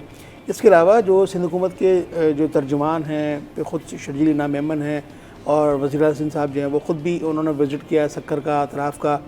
पूरी सिंध हुकूमत जो है ना इस वक्त फोकस किए हुए है कि किस तरह से बड़े डिज़ास्टर का मुकाबला करना है और उसकी तैयारी में मसरूफ़ है। और 1.5 से 2.25 लाख अफराद का उन्होंने जो महफूज मकाम मुंतकिल किया है, तो ये भी एक पॉजिटिव खबर है कि हमारी हुकूमत जो है वो सिंध हुकूमत इस वक्त जो है वो आवाम के साथ खड़ी है और आवाम की जान माल उनके तहफ़्फ़ुज़ के लिए, उनको यकीनी बनाने के लिए तमाम वो इनिशिएटिव लेने को तैयार हैं और वो ले भी रहे। और उन्होंने ये भी कहा कि अगर कोई बड़ा डिज़ास्टर आता है तो वो उसकी तैयारी भी कर चुके हैं। अब अल्लाह ना करे कोई ऐसा बड़ा डिज़ास्टर आए जो हम कंट्रोल ना कर सकते, कुदरती आफात का तो हम कोई कुछ कह ही नहीं सकते, हाँ, वो तो कभी भी, हाँ। लेकिन एक प्रेडिक्शन जो होती है, आइडिया जो होता है उसके हवाले से जो है ना तैयारियां इनकी मुकम्मल हैं और अल्लाह करे कि उन तैयारी की हमें ज़रूरत ना पड़े और सैलाबी रेला ना आए सिंध के। चलिए जी, बहुत शुक्रिया खुर्शीद भाई हमारे शो पे आए, बहुत शुक्रिया अजीज़ भाई हमारे शो पर आए। तो यही सिचुएशन है कि ज़्यादा से ज़्यादा एक दूसरे की मदद करें और जो लोग उन एरियाज़ में हैं वो इतराफ़ की आबादियाँ अभी भी खाली कर दें और एक दूसरे की मदद करने से आगे बढ़ा जा सकता है। और ये जो सैलाब की सिचुएशन है इसमें बिल्कुल किसानों को रिलीफ मिलना चाहिए। शो में यह वक्त तो हेडलाइंस ब्रेक का, हेडलाइंस ब्रेक के बाद वापस आएंगे तो फिर आपको बताएंगे कि आप कैसे अपने आप को खूबसूरत बना सकते हैं और किस तरीके से आप अपने जो लिप्स की शेप है उसको बेहतर बना सकते हैं। हमारे साथ रहिए। Welcome back. तो अब कुछ बात कर लेते हैं कि यूके का वीज़ा आप कैसे लगवा सकते हैं, कौन लोग यूके जा सकते हैं और इसके अलावा आज हम बात करेंगे कि सैलाब की जो रीसेंट सिचुएशन है इसमें अगर जो पेश की इकदाम कर लिए जाएं तो नेक्स्ट टाइम अगर ऐसी सूरत हाल पैदा हो तो फिर उससे बचा जा सके। तो इस पर बात करने के लिए हमारे साथ मौजूद हैं ताहा मुनीब भाई जो कि डिप्टी सेक्रेटरी इत्तलात हैं मरकज़ी मुस्लिम लीग से, और शाहज़ेब भाई हमारे साथ मौजूद हैं जो कि वीज़ा कंसल्टेंट है। उनसे पूछेंगे कि भाई यूके का वीज़ा कैसे मिल सकता है, किन लोगों को मिल सकता है और यूके का वीज़ा स्टूडेंट्स को कितनी आसानी से मिल सकता है। तो पहले हम ताहा भाई से बात करते हैं। ताहा भाई अस्सलाम वालेकुम, वेलकम टू द शो, कैसे हैं आप? ठीक है जी, अच्छा, ये बताइएगा कि अब सैलाब की जो सिचुएशन थी तो उसमें हम कह सकते हैं कि disaster has been done now, अब व्हाट नेक्स्ट, इकदाम क्या करने चाहिए, अब इससे हमें क्या सीख लेना चाहिए कि अगर नेक्स्ट ईयर या अगली दफ़ा ऐसी सिचुएशन हो तो उसमें फिर इतना नुकसान ना हो। आपने भी कहा है कि disaster has been done, disaster done हो भी चुका है और ऑनगोइंग भी है, क्योंकि अभी तक हम उसके तो अब इफेक्ट्स आ रहे हैं ना, वो जो लोगों के ऊपर पड़ रहे हैं। अभी डिजास्टर चल रहा है, मतलब डिजास्टर अभी खत्म भी नहीं हुआ। यानी वो तो पूरा साल नहीं खत्म होना, क्योंकि जिनके घर चले गए, जिनके प्यारे चले गए, वो तो लॉस तो वो तो कभी नहीं पूरा होना। बिल्कुल ऑब्वियसली इसी तरह की बात है। मतलब अभी इसी करंट फ्लड की हम बात करें तो क्योंकि बुनेर से ये सिलसिला, बुनेर से एक सिलसिला शुरू हुआ था जो मैंगोरा शांगला से होता हुआ हमने देखा है गिजर और फिर उसके बाद हुंजा और नगर की वैली और फिर शिगर वगैरह में, गांचे में, बल्तिस्तान के एरियाज मुतासिर हुए। तो यहाँ पर हम मौजूद थे और क्लाइमेट का एक बहुत बड़ा फैक्टर है जो क्लाउड बस से लेके ग्लेशियर बस तक हम फील कर रहे हैं, जिसकी जो हीट है। और उसके बाद यानी वहीं मौजूद ही थे तो हमें पता चला कि ये सियालकोट से और उसके बाद जफरवाल, नारोवाल से, लाहौर से, सतलुज से, यहाँ से जो 3-4 दरिया, हमारे 3 दरिया बनते हैं, चनाब है, सतलुज है, रावी है, इन दरियाओं ने भी तबाही मचा दी और भारत ने जो है वो पीरियड यानी 3 से 4 घंटे का महज एक नोटिस था जिसके बिहाफ पे उन्होंने, उनके फॉरेन ऑफिस ने हमें इंडियन हाई कमीशन हमसे रब्ता करके हमें जस्ट नोटिस दिया, और इस दौरान में कुछ भी नहीं पॉसिबल था कि जितनी बड़ी आबादी इस वक्त हमारी मुतासिर है। इस वक्त अगर कलेक्टिवली बात की जाए तो 4.1 मिलियन पीपल पंजाब के मिसप्लेस्ड हैं इस वक्त, जो जिनको अपने इलाके छोड़ने पड़े हैं, खाली करने पड़े हैं। 26 अजला हैं, कोई 44 के करीब तहसीलें हैं, ठीक है, और 4100 के करीब हमारे देहात हैं, ठीक है, जो इससे मुतासिर हैं। तो इतना बड़ा ये डिज़ास्टर है, सबसे पहले तो इसको ये देखना चाहिए कि अभी क्यों आया, यानी इस वक्त जो आने की वजूहत है उसके पीछे क्या रीज़न है। सबसे पहला तो भारतीय जो आबी जारहियत है उसको हम बिल्कुल भी इग्नोर नहीं कर सकते। हमारा फॉरेन ऑफिस जो है वो इस वक्त बिल्कुल उन्होंने इंडिया को क्लीन चिट दी हुई है, जबकि सबसे बड़ी जो दहशतगर्दी, आबी दहशतगर्दी, जिसका क्लेम वो लोग पहले से कर रहे थे ऑपरेशन सिंदूर के मौके पर भी। अभी इस वक्त इंडियन चैनल्स को आप खोल के देख लें तो आपको नजर आएगा कि उनके बड़े सीनियर लोग, सीनियर पॉलिटिशियन, सीनियर उनके एनालिस्ट बैठ के जश्न मना रहे हैं कि पहले हमने पाकिस्तान का पानी रोक के इनको प्यासा मारने की कोशिश की, अब पानी छोड़ के इनको डबो के हम मार रहे हैं। इस वक्त देखे केपी और जीबी में तो जो सिचुएशन थी उसमें पंजाब के लोग भी गए, पाकिस्तान भर से लोगों ने ताउन की। हमारा जो दिल है इस वक्त पे, जो पंजाब है, जिसकी बेस पे हमारा पूरा मुल्क चलता है, हमारी ज़राअत चलती है, इस वक्त 70% हमारा पंजाब जो है वो डूबा हुआ है। तो जहाँ भारत का एक बहुत बड़ा फैक्टर है, दूसरे नंबर पे जो बड़ा फैक्टर है वो ये है कि हमारी जो गवर्नमेंट्स है इनकी नेग्लिजेंस है, ठीक है, जो मुसलसल हम देख रहे हैं, ठीक है। मतलब अगर कोई ये कहे कि जी 88 में लास्ट टाइम पानी आया था, 92 में, 96 में पानी आया था, डजंट मीन, इसका ये हरगिज मतलब नहीं है कि आप दरिया के अंदर अपनी प्रॉपर्टीज बनाना शुरू कर दें, दरिया के अंदर आप कॉलोनियाँ, सोसाइटीज बनाना शुरू कर दें, दरिया के अंदर आप अपना जो है वो ज़री रकबा और उसको आप फ्लरिश करना शुरू कर दें। मैं खुद मुजफ्फरगढ़ में था, वहाँ लोगों से मेरी बात हुई, दरिया के अंदर के जो इलाके हैं, कच्चे के इलाके, जिसको दरिया का अपना प्रॉपर्टी कहा जाता है, वो कहते हैं जी हमें तो, हमारे तो नाम है। सही। लाहौर की सोसाइटीज़ की बात करें तो 10 से 12 सोसाइटीज़ हैं, पार्क व्यू में उसमें शामिल है, ईडन वैली उसमें शामिल है, थीम पार्क उसमें शामिल है, 25 से 30 हज़ार फैमिलीज हैं, ठीक है, 1.5 से 2 लाख। लाहौर के बारे में अमूमी तासुर था कि जी फ्लड निकल गया, लेकिन फिर हमने देखा कि 30 फुट तक पानी था मोलनवाल में, इन सारे इलाकों में। मैंने खुद जाके देखा है, 2 मंजिला, यानी 2nd फ्लोर के ऊपर हमारी बोट चल रही थी, बिजली के जो खंभे हैं उनके बराबर हमारी। तो ये किसने अलाउ किया इनको ये सोसाइटीज़ बनाने पे? क्या ये गवर्नमेंट की नाक के नीचे जब स्कीमें चल रही थी, जब ऐड चल रहे थे, तो किस किस ने इसमें करप्शन की है, किस किस ने क्या क्या खाया है? तो ये सारे वो सवालात दूसरे नंबर पे जो गवर्नमेंट से होने वाले हैं। तीसरी जो चीज़ है वो ये है कि इस ऑन गोइंग प्रोसीजर जो इस वक्त हमारा डिजास्टर चल रहा है, इस वक्त का जो, जब मैं अभी इस वक्त बैठ के बात कर रहा हूँ, तो जलालपुर पिछले 2 दिन से बिल्कुल रेड अलर्ट है, मतलब उसको आफतज़ा करार देने की बात हो रही है। पूरी की पूरी तहसील, जिसके 100 से ज़्यादा देहात और शहर, तकरीबन 6 से 7 लाख की आबादी है, जो सर रिस्क पे है, ठीक है। हम मुसलसल देख रहे हैं, 2 कश्तियाँ यहाँ पे उल्टी हैं, तीसरी कश्ती रात लियाकतपुर के अंदर उल्टी है। अब फ्लड जो है वो बहावलपुर से रहीम यार खां और मुल्तान शेरशाह का बंद है, जो आपकी connectivity, major connectivity, national highway आपकी जो है, जिसको मुजफ्फरगढ़ से आप मुल्तान से कनेक्ट करते हैं और ऊपर डीजी खां और बलोचिस्तान तक का जो रूट आपका मेन बनता है, वो इस वक्त रिस्क पे है, बिल्कुल ये समझ लें कि एज पर चीज़ें इस वक्त। तो मुल्तान की हम बात करें तो सबसे ज़्यादा तो इस ऑन गोइंग प्रोसीजर के अंदर, इस ऑन गोइंग डिजास्टर के अंदर भी जो गवर्नमेंट की सीरियसनेस है, मतलब मैं कहूँ कि केपी में तो हमें गवर्नमेंट नामी कोई चीज़ नज़र ही नहीं है। पंजाब में कम अज़ कम मरियम साहबा जो है वो मुतारिक ज़रूर हैं, फाल ज़रूर हैं, पंजाब की ब्यूरोक्रेसी, AC DCs, PDM ये सब एक्टिव हैं, ठीक है, as compare to KP and GB government. लेकिन ये सब भी, यानी जितने को एक्टिव है, क्योंकि हम भी ग्राउंड पे देख रहे हैं, हमारा इस वक्त का जो ऑपरेशन चल रहा है, हमारी 52 बोट्स इस वक्त हमारी चल रही हैं, हमने कोई 11 लाख से ज़्यादा लोगों को खाना तैयार पहुंचाया, 7.5 लाख लोगों को हमने मेडिकल की फैसिलिटी दी है, हमारे 10,000 वॉलंटियर इस वक्त एक्टिव हैं। तो हम ये देख रहे हैं कि जो कोऑर्डिनेशन की आपने बात की है कि जितना बड़ा डिजास्टर है उसको कवर अप कैसे करना है, हम ये देख रहे हैं कि मिसकम्युनिकेशन है, कोई कंबाइंड अप्रोच नहीं है।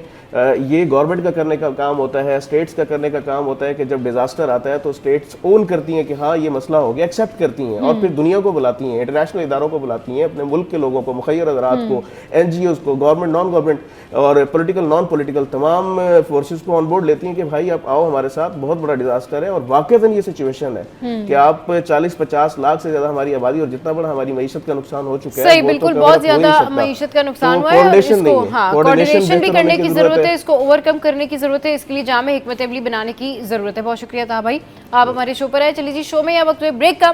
ब्रेक के बाद जब वापस आएंगे तो फिर आपके साथ में शेयर करेंगे कि आप UK कैसे जा सकते हैं, वीजा पॉलिसीज क्या हैं और प्रोसेस क्या होता है, इस हवाले से करेंगे बात छोटी सी ब्रेक के बाद।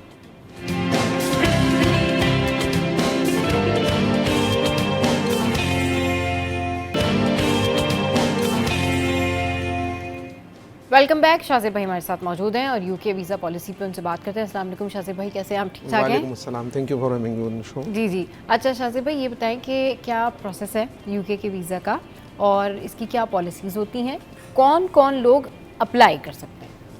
अच्छा, जैसे दूसरे कंट्रीज़ मुख्तलिफ वीज़ाज़ को ऑफ़र करते हैं, हाँ। इस तरीके से यूके भी एक ओल्डेस्ट डेस्टिनेशन है तमाम लोगों का, बड़ा आइडियल डेस्टिनेशन है। सही। और बल्कि मैं बोलूँगा, मैं समझता हूँ कि जो स्टूडेंट वीज़ा की अगर हम बात करें ना यूके की, तो टॉप ऑफ द 5 डेस्टिनेशंस हैं जो लोग अक्सर चूज़ करते हैं, सिर्फ पाकिस्तान से नहीं, अक्रॉस द वर्ल्ड लोग चूज़ कर रहे होते हैं। तो अगर हम बात करते हैं यूके के स्टूडेंट वीज़ा से अगर हम स्टार्ट लेते हैं, तो ये बड़ी इंटरेस्टिंग चीज़ है कि यूके का इस टाइम पर जो स्टूडेंट वीज़ा है अनऑफिशियली वो 98% अप्रूवल रेशो है।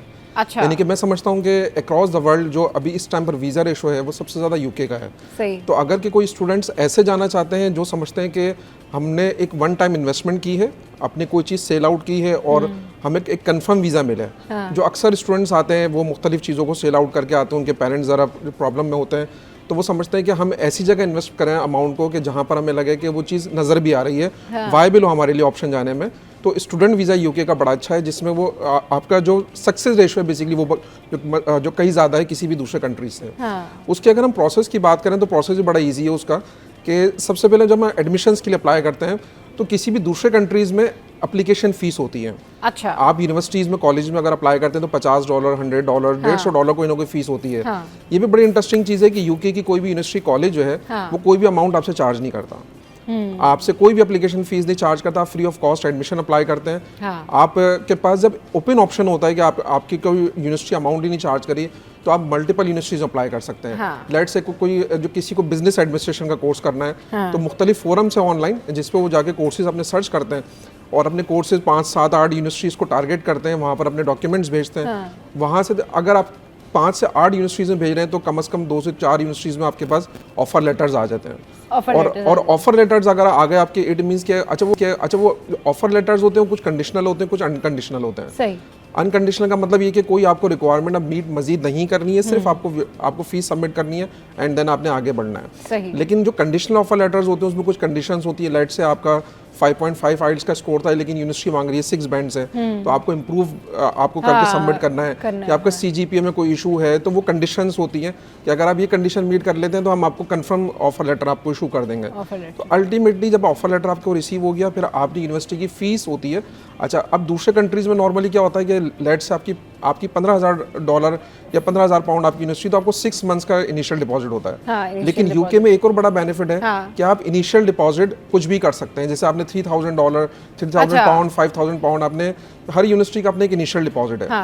तो वो ऑलमोस्ट कोई 25-30% फीस बनती है आपकी। आपने वो इनिशियल डिपॉजिट किया, आपको वहां से मिलेगा कैश, आपको कैश इशू हो जाएगा। कैश का मतलब ये कि आपको कंफर्मेशन हो गई एडमिशन की एंड देन आप वीजा प्रोसेस करते हैं। और इसमें बैंक स्टेटमेंट की भी हवाले से बड़ी ज़बरदस्त चीज़ है कि नॉर्मली तौर पे किसी भी कंट्री में बैंक स्टेटमेंट जो सबमिट होता है तो लोग अक्सर परेशान होते हैं कि हमें 3 मंथ्स या 4 मंथ्स का स्टेटमेंट पहले तो मेंटेन रखना है। आपके पास 7 से 8 मिलियन का स्टेटमेंट हो, फिर उसके बाद आप वीज़ा अप्लाई करते हैं। लेकिन यूके में फ़ायदा ये है कि यूके में टोटल 28 डेज का स्टेटमेंट रिक्वायर्ड है। यानी कि आपने 28 डेज आपने मेंटेन रखना है और 29th डे में आप वीज़ा अप्लाई कर सकते हैं। इवन वो आपका जो बैंक स्टेटमेंट है वो 3 दिन से ज़्यादा ओल्ड एज भी ना हो आपका, यानी कि with in the 31 days of the bank statement आप वीज़ा अप्लाई करते हैं। और इसमें भी बड़ी ज़बरदस्त चीज़ है कि यूके का वीज़ा आपको 2 दिन में भी मिल जाता है। अच्छा। बड़ी इंटरेस्टिंग चीज़ है कि 48 आवर्स में भी आप यूके का वीज़ा ले सकते हैं।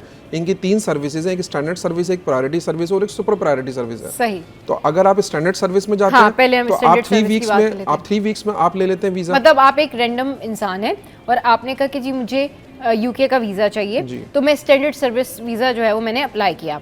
अब उसके लिए मेरी क्या रिक्वायरमेंट्स हैं?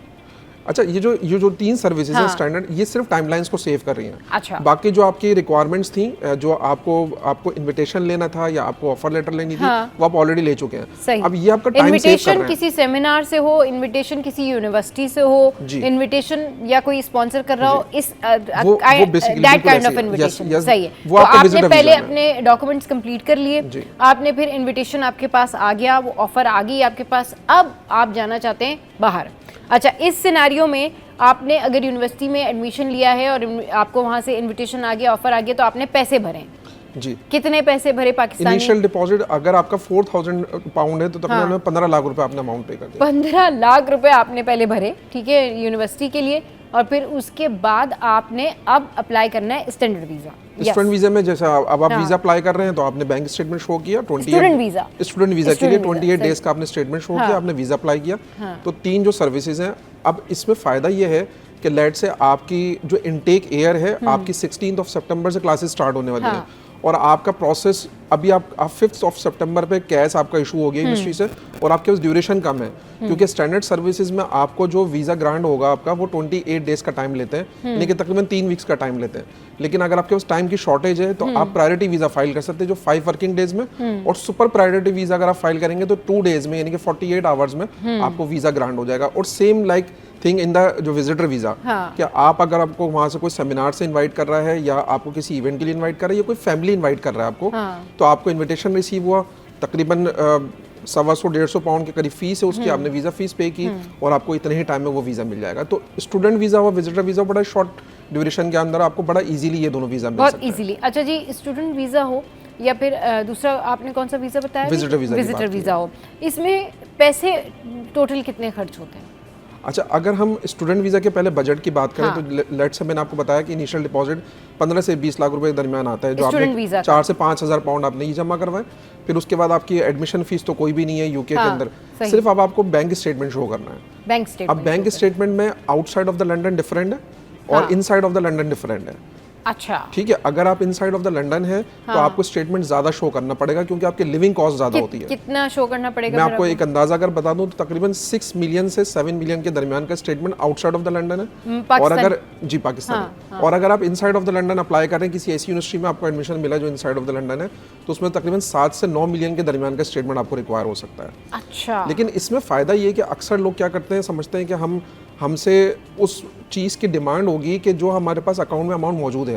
लेकिन नॉर्मली यूके में लोग क्या करते हैं कि लोग आराम से बोरो कर सकते हैं इस अमाउंट को किसी से भी, क्योंकि हमें तो टोटल 28 डेज के लिए अपने अकाउंट में वो अमाउंट रखना है। वरना दूसरे अगेन कंडीशंस के अंदर अगर हम किसी से अमाउंट बोरो भी करते हैं तो हमें 4 महीने तक वो मेंटेन रखनी पड़ती है। फिर 5th मंथ में वीज़ा अप्लाई होता है और फिर उस कंट्री के वीज़ा 3 से 4-6 महीने के बाद आते हैं। तो 1 साल तक हमें किसी का अमाउंट बोरो करना है। लेकिन यूके के वीज़ा में अगर हम किसी से अमाउंट बोरो कर भी लेते हैं 28 डेज के लिए आपने अपने पास रखा वो अमाउंट, 29 डेज में आपने जो स्टेटमेंट निकलवाया, अकाउंट मेंटेनेंस के साथ आपने वीज़ा फाइल किया और अगर सुपर प्रायोरिटी में जा रहे 2 दिन में वीज़ा आया, अब आपने अपने स्टेटमेंट जो है ख़त्म कर दिया, आपने अमाउंट निकाल लिया, अब आपको जिसको वापस करना है वापस भी कर सकते हैं। तो ये बड़ा बेनिफिट है। 28 डेज तक आपको अपना अकाउंट मेंटेन करना है फॉर यूके वीज़ा, और जैसे ही आपका वीज़ा लग जाता है उसके बाद आप अकाउंट से जिसके पैसे हैं वो निकाल के दे सकते हैं। और अगर विजिटर वीज़ा की बात करें तो विजिटर वीज़ा में तो आपको टोटल 15 से 20 लाख रुपए अकाउंट में शो करना है। क्योंकि आप नॉर्मली कोई भी वीज़ा विजिटर वीज़ा अप्लाई कर रहे होते हैं वो 4 से 5 दिन, 1 हफ्ते का मैक्सिमम अप्लाई कर रहे होते हैं। तो 15 से 20 लाख की अगर आपके पास स्टेटमेंट है तो मैं समझता हूँ एक बेहतर स्टेटमेंट है कि आप उसको बजट दिखा रहे हैं कि मेरे पास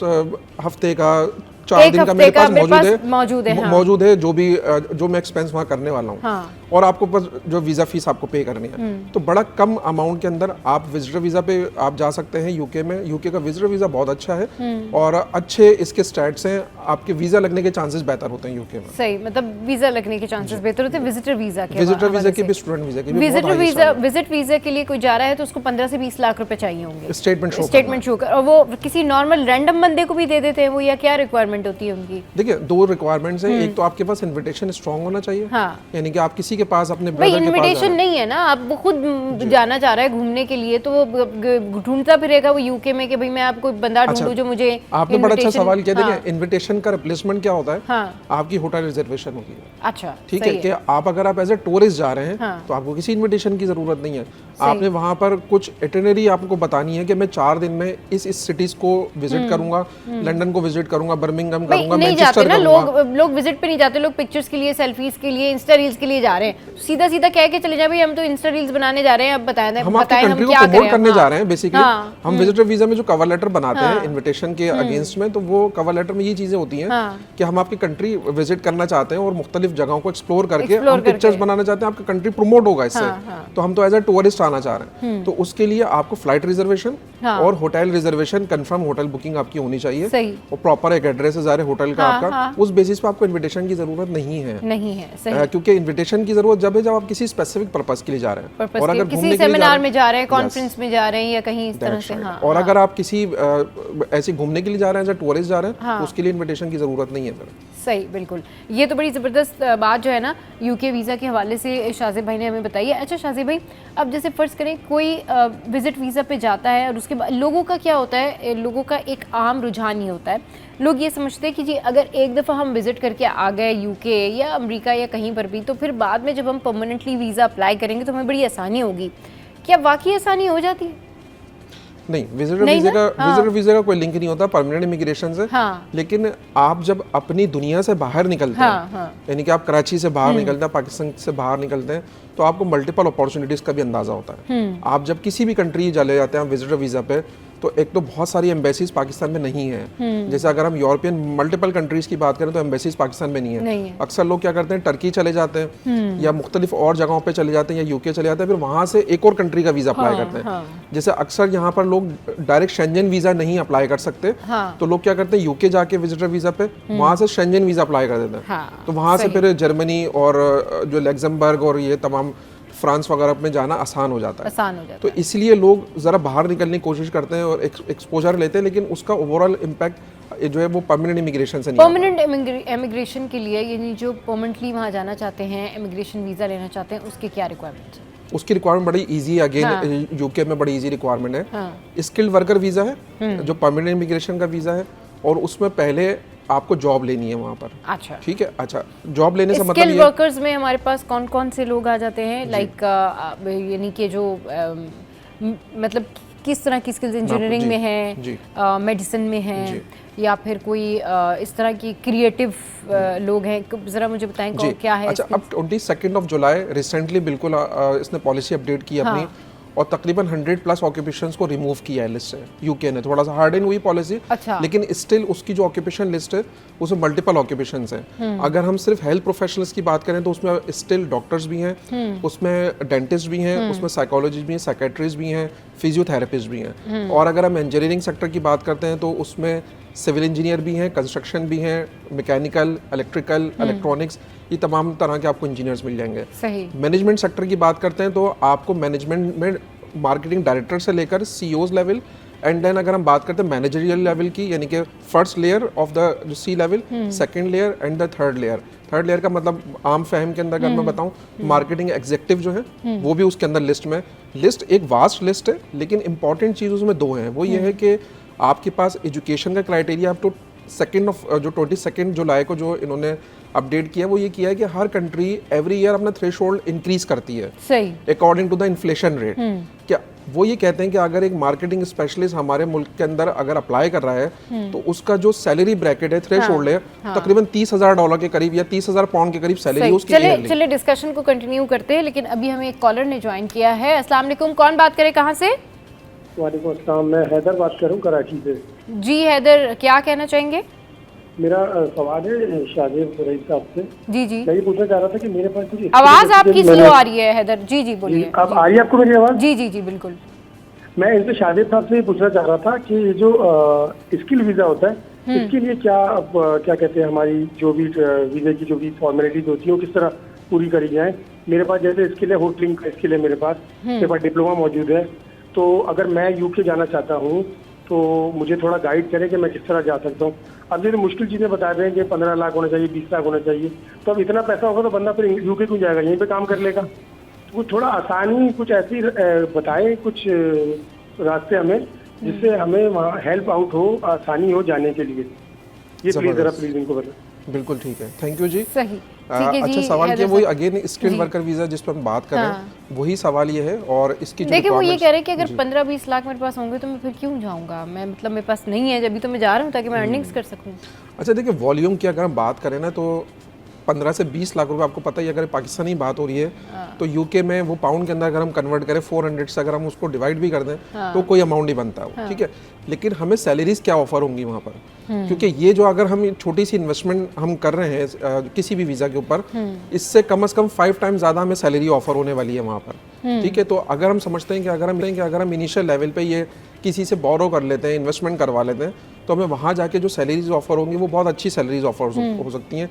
अगर हम हैदर साहब के सवाल को आगे लेके चलते हैं तो स्किल्ड वर्कर वीज़ा की जो रिक्वायरमेंट्स की बात कर रहे हैं तो उसमें ज़बरदस्त चीज़ यही है कि अगर आपने इंटरमीडिएट भी किया हुआ, जैसे इन्होंने डिप्लोमा किया नहीं, हुआ था, वो ये कह रहे हैं कि उनकी वो जो कहना चाह रहे हैं उनकी बात से ये अंदाजा हो रहा था कि उनके पास तो पैसे नहीं है। भाई ये सारी चीजें, ये सारी जो अर्निंग्स है वो तो तब करेंगे ना, तब वहाँ जाएंगे। अब वो जाने के लिए उनके पास पैसे नहीं है तो वो यूके जाएंगे कैसे, ये प्रॉब्लम है।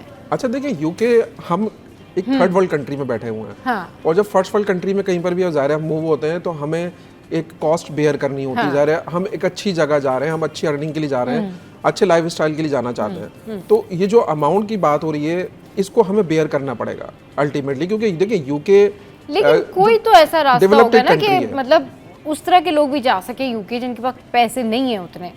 देखिए मैं आपको वही बात बता रहा हूँ कि अगर चलें, अब अगर हम विजिटर वीज़ा की बात करते हैं तो विजिटर वीज़ा में मैंने आपको बताया था तकरीबन 125 से 150 पाउंड के दरमियान वीज़ा फीस है, जो कि पाकिस्तानी तकरीबन 1.5 लाख के करीब बन जाती है फीस।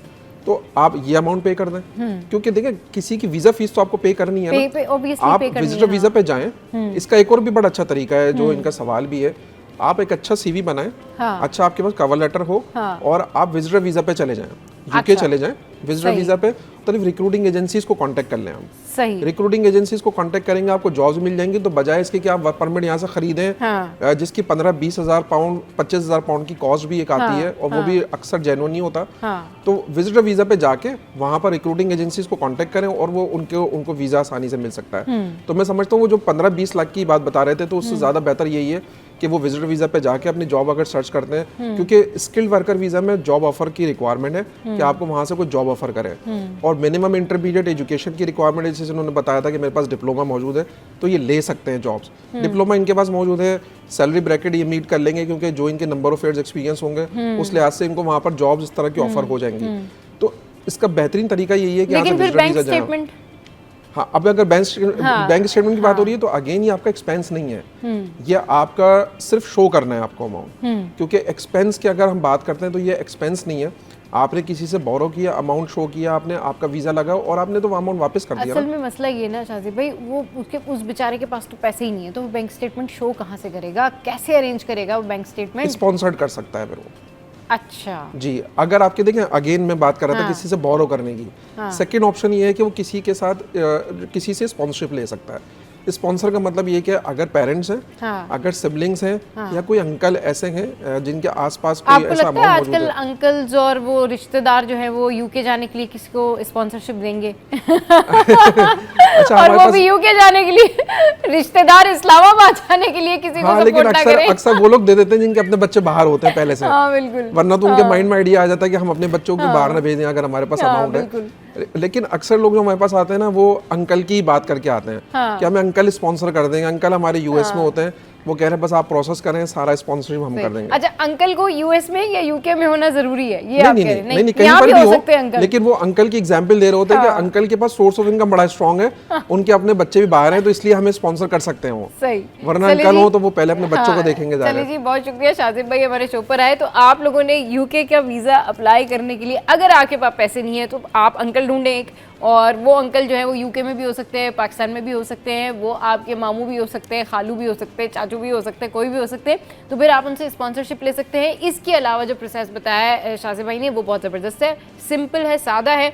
आपने अपनी डॉक्यूमेंटेशन पूरी करनी है, इन्विटेशन मंगा के रखनी है, और 15 से 20 लाख रुपए जो है वो आपने शो करने हैं। और इसके साथ साथ अगर पैसे नहीं है तो भाई खालू से बात करें, मामू से बात करें, चाचू से बात करें, जाएँ और यू कैन स्टडी देयर और एक्सप्लोर करके आएँ, और फिर आपको डिफरेंस पता चलेगा कि हमारा पाकिस्तान जो है वो कितना अच्छा है। चलिए जी, शाजिब भाई हमारे शो पे आए, बहुत शुक्रिया, आपने हमारे साथ रहना है, क्योंकि अभी जो ब्रेक के बाद हम वापस आ रहे हैं तो आपको बताते हैं भाई कि आप अपने आप को खूबसूरती के लिहाज से कैसे बेहतर कर सकते हैं। Welcome back. अब कुछ बात कर लेते हैं काले होठों की। जी हाँ, लिप्स की बात करते हैं कि बहुत सारे लोगों के हमारे यहाँ, हमारी सोसाइटी में, हमारे मुल्क में काले होठ होते हैं। अच्छा, ये काले होठ जो होते हैं इस वजह से नहीं होते, कुछ लोग सिगरेट नोशी ज़्यादा करते हैं, कुछ लोग अपने होठों की केयर नहीं करते, कुछ लोग जो है वो इस तरह की लिप कलर लगाते हैं, मतलब कांस्टेंट लगाते हैं कि वो कलर ही जम जाता है उनके होठों पे ना। मतलब आपने देखा होगा कि बहुत सारी लड़कियां ना ब्राउन सी लिपस्टिक लगाती हैं और कंटिन्यूसली लगाती रहती हैं, वो क्या होता है वो जम जाता है और होठ भी उनके ब्राउन हो जाते हैं और वो प्रॉपर ठीक ही नहीं हो पाते। ये मर्दों में भी मसला है, ये ख़वातीन का भी मसला है, लड़कियों का भी मसला है। तो इसे बात करने के लिए ब्रो बार से आमना हमारे साथ मौजूद है, जो कि बड़ी प्यारी सी ब्यूटिशियन भी हैं, एस्थेटिक क्लिनिक भी है इनका, मतलब हर फील्ड में बहुत ज़बरदस्त काम कर रही हैं। अस्सलाम वालेकुम, वेलकम टू द शो। कैसी हैं? वालेकुम सलाम, thank you so much for having मी। मैं बिल्कुल ठीक, आप कैसे सही हैं? ये बताएं कि आमना जो है वो घूमने फिरने गई हुई थी, कैसा रहा ट्रिप आपका आमना?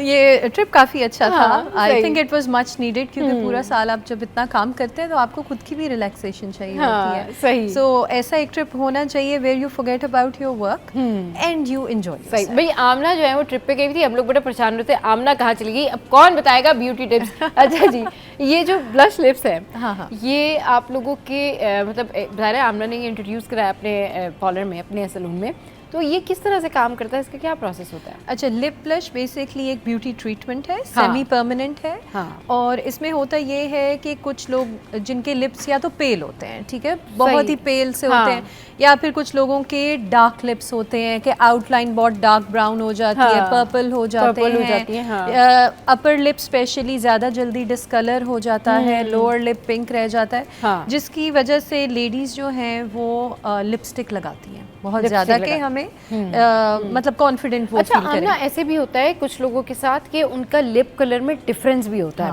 यानी ऊपर वाला उनका लिप जो है वो थोड़ा सा पिंक होगा, नीचे वाला लिप जो है वो ब्राउन है। अब वो जब लिपस्टिक लगाती है ना, तो ऊपर नीचे दोनों लिपस्टिक में डिफरेंट शेड आता है। बिल्कुल ऐसा है, बिल्कुल, बिकॉज सी हमारा जो कैनवस है, जो हमारा लिप है, वो एक टोन का नहीं है, तो उस पे जो शेड लगाएंगे, जो उसके नीचे कलर है, वो कलर लिपस्टिक का आएगा। तो लिप ब्लश एक ऐसा ट्रीटमेंट है जो इस चीज़ को टारगेट करता है। सही। और जहाँ डिस्कलरेशन होती है, पहले हम कलर करेक्शन करते हैं। सही। तो कलर करेक्शन जैसे हमें डार्क सर्कल भी होता है, हम नीचे पीच या ऑरेंज कलर का करेक्टर लगाते हैं, फिर हम ऊपर कलर लगाते हैं अपनी स्किन टोन से मैच करके। तो इसी तरह लिप ब्लश में भी हम ये करते हैं कि क्लाइंट का पहले नीचे जो भी अंडरटोन है, चाहे वो ब्राउन है, पर्पल है या ब्लू है, हम उसको पहले करेक्ट करेंगे, उसका ऑपोजिट कलर लेके हम उसको करेक्ट करेंगे, ताकि हमारे दोनों लिप्स का शेड एक जैसा हो जाए। और उसके ऊपर फिर हम क्लाइंट की मर्जी का टिंट लगाएंगे। पिंक हो गया, वैसे पिंक ज्यादा चलते हैं, लोगों को नेचुरल लिप कलर चाहिए होता है। कुछ लोग चेरी रेड पे भी आ जाते हैं। चेरी रेड भी अच्छा होगा ना, अच्छा होता है, क्योंकि टिंट आपको पता है ना कि टिंट तो बहुत हल्का सा ओपेक सा कलर देता है, वो लिपस्टिक की तरह डार्क कलर तो नहीं देता, तो हल्का सा पिंक रेड की तरफ अच्छा लगता है। और लोगों के कम्प्लेक्शन के अकॉर्डिंगली हम उनको कलर भी सिलेक्ट कराते हैं, कुछ पीच भी करवा लेते हैं। तो ये इस तरह का ट्रीटमेंट है जो कि काफ़ी फेमस है हमारे स्टूडियो में। सही। चलिए जी, आमना के स्टूडियो में ये जो ब्लश लिप्स हैं ये बड़े फेमस है, अभी मॉडल जो हैं वो भी यहाँ पर मौजूद है आमना की। आमना ज़रा थोड़ा सा बताइएगा कि ये किस तरह से हो रहा है और किस तरह इसका प्रोसेस होता है। अच्छा, इनिशियली तो हमें आउटलाइनिंग करनी पड़ती है, उससे पहले हम कंसल्टेशन करते हैं क्लाइंट के साथ प्रॉपर। हम उनकी अंडरटोन वगैरह चेक करते हैं, जैसे आप देख सकते हैं, अगर क्लोजली कैमरा ज़रा क्लोज करके दिखाएं ताकि पता चले कि क्या अभी फिलहाल ट्रीटमेंट स्टार्ट की है। तो अच्छा, इनकी जो लिप्स हैं इनके कम्प्लेक्शन के हिसाब से अभी अच्छे हैं, but sometimes ladies do want to enhance the look. तो इनके ऊपर हम एक अच्छा सा कोरल पिंक यूज करेंगे, ताकि इनको जो अभी हल्का सा इन्होंने टिंट भी लगाया हुआ है वो भी लगाने की जरूरत नहीं पड़ेगी। ओके जी, सही है। अभी ये जो व्हाइट लगा हुआ है आमना, ये क्या लगा हुआ है? ताकि हम लिप के ऊपर नीचे कहीं गलती से ना चले जाएं। ये फॉर द सेफ साइड के लिप के ऊपर नीचे कहीं कुछ ना हो, इसलिए इन्होंने ये व्हाइट कलर जो है आउटलाइन खराब ना हो जाए, क्योंकि हम लिप स्ट्रेच करके काम करते हैं। तो जब कोई चीज स्ट्रेच करते हैं तो वो अपनी फॉर्म से हट के स्ट्रेच हुई होती है। तो चलिए जी, अभी ये बस प्रोसेस करने जा रही हैं, तो इसमें फिर अभी आपको दिखाते हैं। सहर हैं जो हमारे साथ काम करती हैं, सहर है, ये आमना की स्टूडियो में बहुत फेमस हैं और ये बहुत अच्छा काम करती है माशाल्लाह से। अभी सहर जो है ये करने जा रही है ब्लश लिप्स। अच्छा, तो लोग जैसे अक्सर सवाल पूछेंगे कि दर्द तो नहीं करता, पेन तो नहीं होता, तो ये नो नमिंग टेक्निक से अभी हम कर रहे हैं। अच्छा, पेन नहीं होगा, करने की भी जरूरत नहीं है। अच्छा, ये जो प्रोसेस कर रही है ये नो नमिंग टेक्निक के साथ में कर रही है, नमिंग करने की भी आमना कह रही है, इसमें जरूरत नहीं पड़ी है। Amna, you can see and tell us about this कि ये देखिए किस तरीके से जो है वो कर रही हैं। अच्छा, ये पूरा बिल्कुल जैसे पेंट की तरह होता है, ये बिल्कुल शेडिंग की तरह हम मशीन से। ओके, ये जिस तरह आप लिपस्टिक या पेंसिल लगा रहे हैं ये उस तरह का होता है, इसमें पेन तो नहीं है? नहीं, अभी हम मॉडल से वैसे बाद में पूछ लेंगे, बाद में पूछ लेंगे, ऑफ कैमरा पूछ लेंगे कि भाई पेन तो नहीं हुआ। डाउन टाइम में ये होता है कि लिप्स थोड़े स्वेल कर सकते हैं। अच्छा, ठीक है, क्योंकि वो कॉन्स्टेंटली हम नीडल के थ्रू इंसर्ट कर रहे हैं पिगमेंट। सही। बट एक नीडल की भी डेप्थ होती है जो हमें सेटिंग करनी पड़ती है। सही। स्किन में कितना डीप जाना होता है वो भी हम अंडरस्टैंड करते हैं ड्यूरिंग द प्रोसीजर, क्योंकि everybody has a different lip skin सही, और सही। लिप की जो डेप्थ है कितनी हमें लेनी अच्छा, चाहिए। आमना, अब फर्ज करें किसी ने किसी इवेंट पे जाना है और उससे पहले उसको याद आ गया कि मैंने भाई ब्लश लिप्स करवाने हैं, तो कितने दिन पहले वो आ जाए आई आपके थिंक पास? वो हमारे पास कम से कम 2 वीक्स पहले आए। 2 वीक्स 2 पहले? वीक्स पहले आए, क्योंकि इसको सेट होने में टाइम लगता है। ओके, तो इसमें होगा क्या कि 3-4 डेज तो हमने अवॉइड करना है कि इस पे एक्सेसिवली पानी ना लगे। अच्छा। तो आप अगर टूथब्रश भी कर रहे हैं तो बहुत आपने आफ्टर केयर बाम लगा के करना है। आफ्टर केयर बाम हमारा ऑयल बेस्ड होता है, तो oil and water creates a barrier. हाँ। तो जब वो बैरियर क्रिएट हो जाता है तो हमारे जो पिगमेंट्स भी हैं वो ऑर्गेनिक होते हैं, ये कोई टैटू इंक्स नहीं है। दिस इज हलाल पिगमेंट। अच्छा, ओके, प्लांट बेस्ड पिगमेंट्स होते हैं। हाँ। तो इसमें 3-4 दिन की आफ्टर केयर होती है और उसके बाद 1 हफ्ता पिगमेंट को सेटल होने में भी टाइम।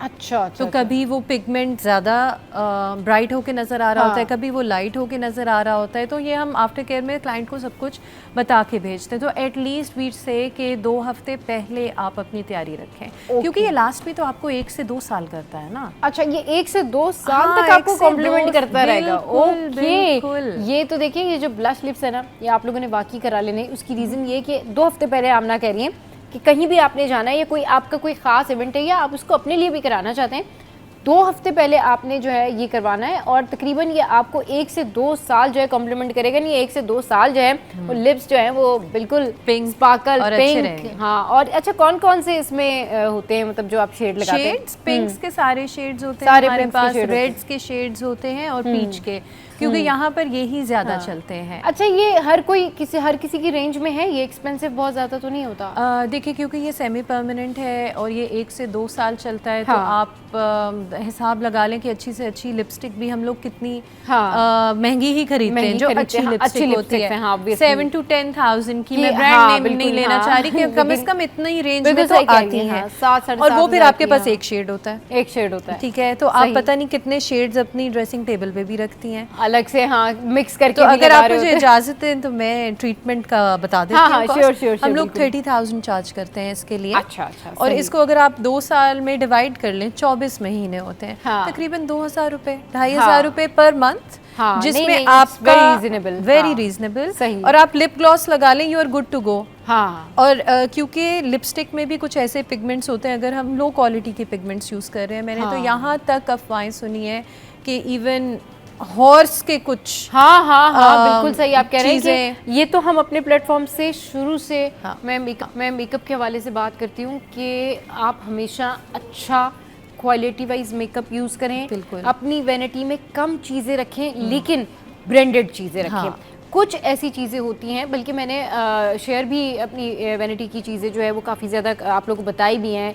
सोशल मीडिया पर भी मैंने काफ़ी बताया हुआ है कि भाई आप अपने जो मेकअप का सामान है ना वो ब्रांडेड रखें। वो सामान जो कि डायरेक्टली आप अप्लाई कर रहे होते हैं, जैसे आपका फाउंडेशन है, लिपस्टिक है, जो चीज़ आप फेस के ऊपर लगा रहे होते, वो चीज़ें आप ब्रांडेड से मुराद ये कि आपने जो कहते हैं ना कि क्वालिटी वाइज चीज़ें, यानी वो मेकअप लेना है। एक लिपस्टिक लें लेकिन अच्छी ब्रांड की लें, एक फाउंडेशन रखें लेकिन अच्छा फाउंडेशन यूज़ करें। और जैसे आमना कह रही है ना कि एक लिपस्टिक 6 से 7 हज़ार की होती है, तो शी इज़ राइट। और ये जो ट्रीटमेंट है ब्लश पिंक, ये बहुत रीज़नेबल है। बिल्कुल, क्योंकि इसमें आपके जो लिप्स हैं वो पिंक रहेंगे और उसके बाद फिर आपने 1 से 1.5 साल तक ये चलाना है, सिर्फ ग्लॉस करना है और बाहर करें, बाम करें, जो मर्जी आप जो करें। अच्छा आमना, एक चीज़ मैंने पूछनी थी कि अब फर्ज करें कुछ लोगों को ये होता है कि ट्रीटमेंट के बाद जो है ना वो क्या होता है कि इरिटेशन सी शुरू हो जाती है या उसके साइड इफ़ेक्ट्स होना शुरू हो जाते हैं। इस ट्रीटमेंट के क्या साइड इफ़ेक्ट्स? अच्छा, एक तो है कि स्वेलिंग होगी, पर वो 2 से 3 घंटे में चली जाएगी। 1 in 10,000 वुमेन उनको कोल्ड सोर हो सकता है। अच्छा। कोल्ड सोर जैसे हर्पीज आप कह सकते हैं, अगर किसी का वो ऑलरेडी उसमें है व्हाट यू से हिस्ट्री है, हाँ। तो वो थोड़ा ज़्यादा लाइकली है कि उनको हो जाए। हाँ। तो they have to be very careful in taking care of this area, specially वो जो 3-4 डेज़ हैं हाँ। जिसमें हमने पानी कम से कम लगाना है और खाना भी हमने बड़ा संभाल के खाना है, हाँ। तो उसमें कोई जर्म्स ना आ जाएं। और ये है कि जो औरतें मैरिड हैं वो किस नहीं कर सकती मैंने कहा मैं बोल ही दूंगा कि अच्छे से पता चल जाए। बिल्कुल, हाँ। तो वो चीज़ें हमें उनका ख्याल रखना पड़ता है। तो मेनली ये 2 चीज़ें हैं कि एक स्वेलिंग और कोल्ड सोर। उसके अलावा तो देयर इज़ नथिंग मच। इसमें ये है कि आप जितना अच्छा केयर करेंगी उतना लॉन्ग लास्टिंग पिगमेंट कितने दिन तक आपको इवेंचुअली 3 से 4 डेज आपको ये आफ्टर केयर करनी पड़ेगी। 3 से 4 डेज जो है ये आपको आफ्टर केयर करनी पड़ेगी, but you know you will get good result about it, क्योंकि आपकी जो लिप्स है वो आपके चेहरे की एक तरह की प्रेजेंटेशन होती है। बिल्कुल, और अगर आप नॉर्मली भी लिपस्टिक लगाने के मूड में भी नहीं है, समटाइम्स यू फील लेजी ना, बिल्कुल कि भाई लिपस्टिक ओके फाइन, बस फाउंडेशन कर लिया, इट्स ओके। मैं तो यकीन करें मेरे साथ अक्सर मैं कह रही लिपस्टिक छोड़ो, लिपस्टिक भी ना लगाओ। सादिया मुझे यही कहती है कि भाई कुछ तो कर ले, लेकिन इशू ये होता है कि हम लोग यूज्ड टू ना हो ना, मतलब जो लोग बहुत ज्यादा यूज्ड टू रहते हैं उनके लिए तो चलो ठीक है, मसला नहीं है, लेकिन मेरे जैसे लोग, अगर आपके जैसे बहुत सारे ऐसे लोग होते हैं जो कि कहते हैं यार बस लगा हुआ हो ना, मतलब आईलैशेस हमारे लगी हुई हो, माइक्रो ब्लेडिंग हुआ हो, आईलाइनर हुआ हो, तो अब तो इतनी चीजें आ गई हैं कि आप वाकई ही सेमी परमानेंट मेकअप से बहुत फायदा उठा सकते हैं। इसका और जो फ्रीक्वेंटली आस्क्ड क्वेश्चंस होते हैं कि ये पेनफुल प्रोसीजर है कि नहीं, तो उसका अभी मैंने बताया कि ये नो नमिंग है। कुछ लोगों का पेन थ्रेशोल्ड अगर कम है तो उन पे हम नमिंग लगा देते हैं, तो उनको बिल्कुल फील नहीं होता। और उसके अलावा चले इस पे मजीद भी बात करते हैं कि इसके क्या जो है वो क्वेश्चंस हैं, क्या इसके साइड इफ़ेक्ट्स हैं और क्या इसकी पॉजिटिविटी है, उस पर बात करें हम। आप हमारे साथ रहिए, छोटे से ब्रेक के बाद वापस आ रहे हैं। अच्छा जी, अब कुछ बात कर लेते हैं हम टिंटेड फिलर्स के हवाले से भी। वो ज़रा हमें बताएं ये क्या जो है टिंटेड फिलर्स, ये कुछ क्या नया आया है या ये अभी एक्सप्लोर आपने अभी किया? ये ऑलमोस्ट इसको 1 साल हो गया है हमारी मार्केट में। सही। और ये नई चीज़ आ गई है tinted fillers. So these fillers have different shades. अब पाकिस्तान में ज़्यादा पिंक्स एंड रेड्स चल रहे हैं हमारे पास। तो आपका फिलर जो आपने देखा होगा जैसे इंजेक्शन में वाइट कलर का होता है, अब वो रेड कलर में आ रहा है। अच्छा, तो वो स्पेसिफिकली लिप्स के लिए बना है कि जब भी हम अपने लिप को प्लम्प कर रहे हैं, जैसे कुछ लोगों को तो ज़रूरत हो जाती है आफ्टर अ सर्टेन एज, हमारे लिप्स अपना वॉल्यूम खो जाते हैं। कुछ लोग अपने आप को ब्यूटिफाई करने के लिए करते हैं, बट अगर उनके लिप्स अगेन डार्क हैं या पेल हैं या उनको वैसे ही एक कलर चाहिए, तो वो जब हम लोग फिलर डालते हैं लिप्स में, तो ऑटोमेटिकली वो लिप्स के अंदर टिंट ले आता है। तो वो भी बड़ा अच्छा है कि किसी को अगर प्रोसीजर से डर लग रहा है, लिप ब्लश के प्रोसीजर से डर लग रहा है और वो आफ्टर केयर ठीक से नहीं कर सकते, क्योंकि हर एक का अपना वो होता है कि हम लोग कर पाएंगे कि नहीं। So lip filler is like you know, ये आप देख सकते हैं, ये जरा देखें, हम ना जरा मैं बताती भी हैं, ये कलर जो है ना, अच्छा कलर ये कलर देखें जी, ये लिपस्टिक का कलर है और जबरदस्त, और ये इसका 30% हो जाएगा। हाँ, अच्छा ये 30% रह जाएगा। अभी तो फ्रेश कलर लगा है क्योंकि कुछ हमारा आफ्टर केयर में जाया भी कलर हो जाएगा। सही, तो ये बिल्कुल एक टिंटेड लुक आपको देगा। ये देखिए जी, ये कलर है और ये जो इनके फेस के साइड पे ना, ये भी कलर ही हुआ है इसका। तो ये जरा दिखाएं फोकस करके इनकी जो लिप्स हैं। अच्छा, इसके बाद ये थोड़ी देर बाद, मतलब आफ्टर सम टाइम, ये और जो है वो 30% रह जाएगा, तो ये बिल्कुल नेचुरल लुक पे आ जाएगा। ये कौन सा वाला लिप ब्लश लगाया हुआ है, डार्क पिंक या क्या लगाया हुआ है? सहर, इसका कलर आपने कौन सा लगाया हुआ है? सहर बताती हैं अभी हमें, तो फिर हमें पता चलेगा। आप इसमें डिफरेंट जो है ना लिप कलर ले सकते हैं, और वो क्रश, इसका नाम क्रश रखा हुआ है, क्रश रखा हुआ है, सही, but it's more towards like an orange और हाँ बिल्कुल रेडिश कलर। तो ये ऐसा नहीं है कि ये इसी तरीके से स्टे करेगा, ये कम होके ना ये बहुत नेचुरल हो जाएगा लिप कलर। ये जैसे अभी मेरे फेस पे जो टिंट लगा हुआ है, कि समझें कि इस तरह का सिर्फ एक टिंट का लुक देगा, सही। तो ये देखेंगे जी, अब जब हमने इससे पहले जो है देखे थे इनके लिप्स, तो वो डिफरेंट थे, और ये परमानेंट, ये कहना चाहिए कि आप ये लिप ब्लश जो है ना, ये परमानेंट ही नहीं, 1-2 साल जो है ये आप ये ब्राइड्स टू बी के लिए बहुत अच्छा है। ब्राइड्स टू बी के लिए बहुत अच्छा कलर, सही, बिल्कुल ठीक कह रही हैं कि ये लिप ब्लश जो है ये ब्राइड्स करा सकती हैं, ये जो दुल्हन है ना वो ये कलर करवा सकती हैं अपने लिप के ऊपर, और उससे इनके लिप्स जो है ना वो बड़े ज़बरदस्त लगेंगे। सिर्फ ग्लॉस लगाएं और आप चले हमारी जाएं। मॉडल से पूछ सकते हैं कि उनको पेन हुआ हाँ नहीं भाई, हुआ। हाँ आप ज़रा बताएं, नहीं हुआ पेन? वो कह रही है कोई पेन नहीं हुआ, क्योंकि अच्छा ये कह रही थी कि किसी का पेन थ्रेशोल्ड ज़्यादा भी है ना तो वो नम क्रीम लगा देते तो वो बैलेंस हो जाएगा और बिल्कुल बड़ा अच्छा हो जाएगा। ये तो बड़ी ज़बरदस्त बात है। अभी लिपस्टिक का खर्चा बचाएं और जो है वो टाइम भी बचाएं अपना, और डायरेक्टली अप्लाई करें और लिप ब्लश, और बस आप जाएं ब्रो बार और अपनी चीज़ें करवा के आएं।